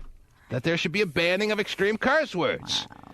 In a related story, he just signed Sanjaya to a recording contract. Yeah, no nice. kidding. And I don't think Sanjaya is going to have a career with extreme curse words or a career period. But that's beside the point. He'll have a show on Nickelodeon, huh? I saw him getting ready to be interviewed on that show. But that's Who's that? Sanjaya. Oh, we're not changing the subject there. Oh, sorry. Talking about Russell Simmons here. Yeah. Maybe we'll save it for the after show. Oh. Which we're not going to have today. Oh. I wish Russell Simmons would make Maroon 5 go away. Man, look at this. Uh-oh. Look at this little news flash that was handed to me by Pasty Dave. What did I say? When you asked me... That's newsflash. When you asked me what my estimate was, what my guess was as to what they... Oh, that's what she wanted. Okay, never mind. She wanted $10 million for 1 year. They wouldn't give her $10 million? Yeah. They wouldn't give Rosie $10 million? Yeah, no wonder she's walking. Of course she's walking. What do they pay Katie Couric for no ratings? What, Katie 20 Couric million? It's more than $10 million. Yeah, like 25 million or something. No, she's like 14. Man, I don't understand how Tom Cruise can get $30, $50 million a movie.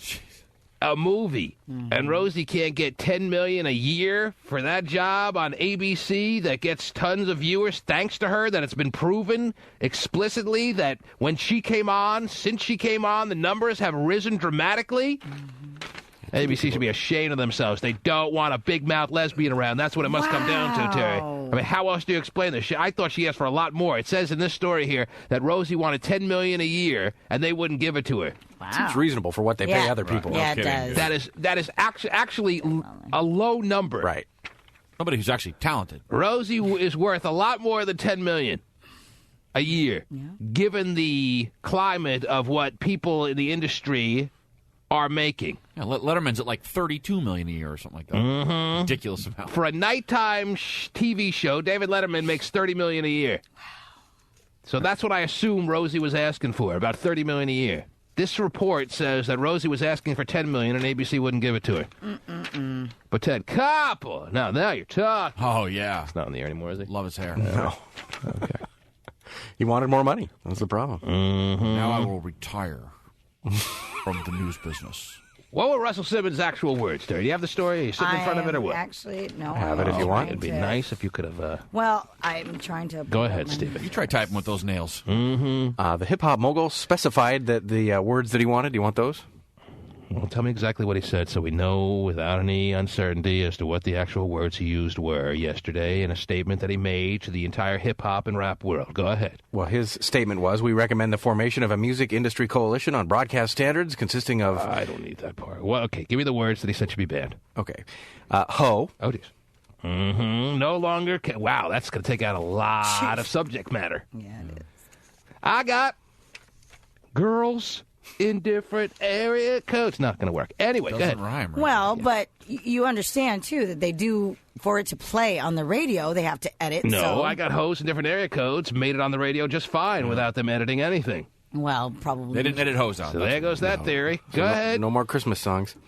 Bitch. Mm-hmm. All right. And the N-word. Be deleted from clean versions of rap songs is what he wants. Oh, from clean versions. Well, they already are. All right, whatever. There it is.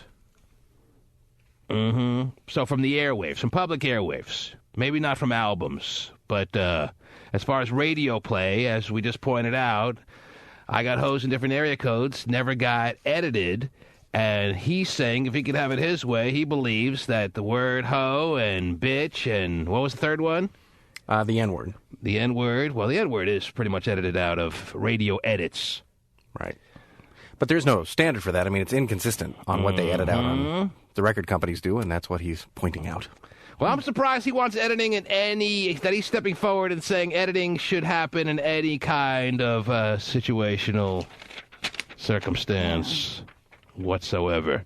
Well, that's what I assumed his stance was when he, was on Oprah, because he was pretty much against that. Yeah. I'd like to give away some Global Bomb tickets right now, Terry. I'd have a Global Bomb moment here, but I think I'll edit it out. Okay. No matter his stance, he'd like you to know that $150 Fat Farm jeans are still available. Free to buy. He'd like you to buy lots of them. And this just in. They just went up to $175. Anyway, no, I can't edit anything out of this program. I don't believe in editing anything, as you know, Terry. So let's have a Global Bomb moment. First caller right now, 1-866-663 T-Man. First caller that would like either Global Import and Domestic Car Show tickets or 1 week from tomorrow night, HP Pavilion. It'll be the Bomb 2007. Chance of a lifetime concert of the season. And the first caller will have their choice of tickets. And I see Jay as the first caller on the line. Yes, Jay. What's up, T-Man? How are you, sir? Great. And what can I do? Oh, geez. Bomb tickets. Bomb tickets. Yes, I've been trying. You don't have to try anymore, Jay. You've succeeded. Yeah. Where are you calling from, Jason? Hercules, California. Well, sir, you hadn't gotten a hold of any tickets up to this point? Is that safe to say, or what? No, this is my first time winning anything in my life. In his entire life, Terry, not a scratch-off ticket, not a bingo card, nothing. Not a toss of a coin at any point in his life. Never won a damn thing. Toss of a coin. He always chooses tails. It's always heads.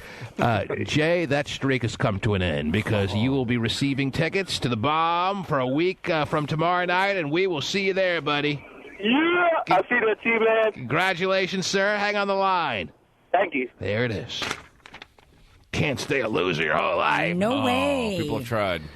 Now we go to a listener that's first to call in from the Northwest for a little. I think the people that want to go to the Bomb are that much more serious about dialing in because every time I ask to take the very first caller, it's always someone from the Bay, Terry. And now I know the people in the Bay, as compared to the Northwest, they have them outnumbered. But you'd think one day, when I ask for the very first caller, it would be someone from the Northwest. Or maybe people are that much more geeked up to go to the Bomb than they are the... I know people get riled up to go to the Global Import and Domestic Car Show, Terry. Yep. So when are they going to, in a fastest finger competition... Fast fingers. ...beat out their brothers and sisters from the Bay? I think not seeing the sun for 6 months can make you a little lethargic. Oh, I see. That's a good point. Let's see who the first from the Northwest is. Marcel, are you there? Yeah, I'm here. Marcel, what can I do for you, sir? I'm trying to win some tickets to the Global Car Show. Yes. Marcel wasn't the first caller in. He wasn't the second caller in. The second caller was from the Bay. He wasn't the third caller in, Terry. He wasn't the fourth caller in or the fifth caller. Wow. The first caller from the Northwest was the sixth caller. Whoa. Into our toll-free 800 number, but Marcel was the first from the Northwest, and he'll be going to the Global Import and Domestic Car Show. And he's getting a little giddy thinking about it already. Huh? Exactly. Marcel, who are you going to take with you, sir? Funny. What do you say? Who are you going to take with you to the show? My fiance. Oh, isn't that lovely? He's getting married. Married? So what does the baby do? I already have 2 kids with her. Ah, okay, that now makes sense. Yeah. Why else would anyone get married in this world, Terry? If it wasn't a baby in the equation or a desperate interest in having one. Right. Right? You say what? Yeah. Exactly, Marcel. Just not. Thank you very much, and congratulations to you, Marcel. Well done, and we'll see you at the Global Import and Domestic Car Show. All right, thank you. All right, there it is. A lot coming up on our plate, Terry. I know. It's probably how we had kids. Hey, I'm not on the pill. What's that? Oh, never mind. Put it in. That's all right. It's already in. What's that? Put it in, huh? Take it in to win. Anyway, there you go. 2 winners, lickety split. Yeah. Now, starting tomorrow, Terry. Yes. Starting tomorrow, I'll be telling you that the after show starts in 30 seconds. Whoa. Really? I mean, they want to do a non-live after show. I didn't really understand the whole point of the after show. I was like, well, what do you mean we're just going to tape it out? What's the point of doing an after show if people can't hear it live on the internet? Right. I don't want to do an after show. I don't do anything that can't be heard live. I get bored if I feel like I'm doing something that's being put on tape. Yeah, you get the sense of security, you know. Yeah, I don't need that. I like to do the show with no net, baby. Now, if we don't do the after show live, I'm not going to be able to do it. I'm going to get bored. I don't want to put anything on tape. We broadcast the after show live for people listening on the internet, and that's the exclusivity of that, and that's the appeal. And then if they want to rebroadcast it later, they can. But I do it live, or I don't do it at all. I could see them telling you, well, it's live when you're recording it. I know, exactly. I don't want the ability to say, oh, I screwed up, I'm going back. Yeah, not good. Can't do that. I'm sure Imus would like that. Just play that for 15 minutes. There's your after show. Imus would love it. But I ain't doing that. I know what I'm saying at all times. Don't worry about me. So, hopefully tomorrow morning at around this time, I'll be saying, the after show begins in 30 seconds. Whoa, that'd be awesome. That'll be exciting. Yeah. I don't know what the hell's going to happen on the after show because I've never done an after show before. I don't even know what they want from me. You have no idea what the first thing you're going to say is on the after show? I think I have a little clue. That'll be about it. The T-Man Show.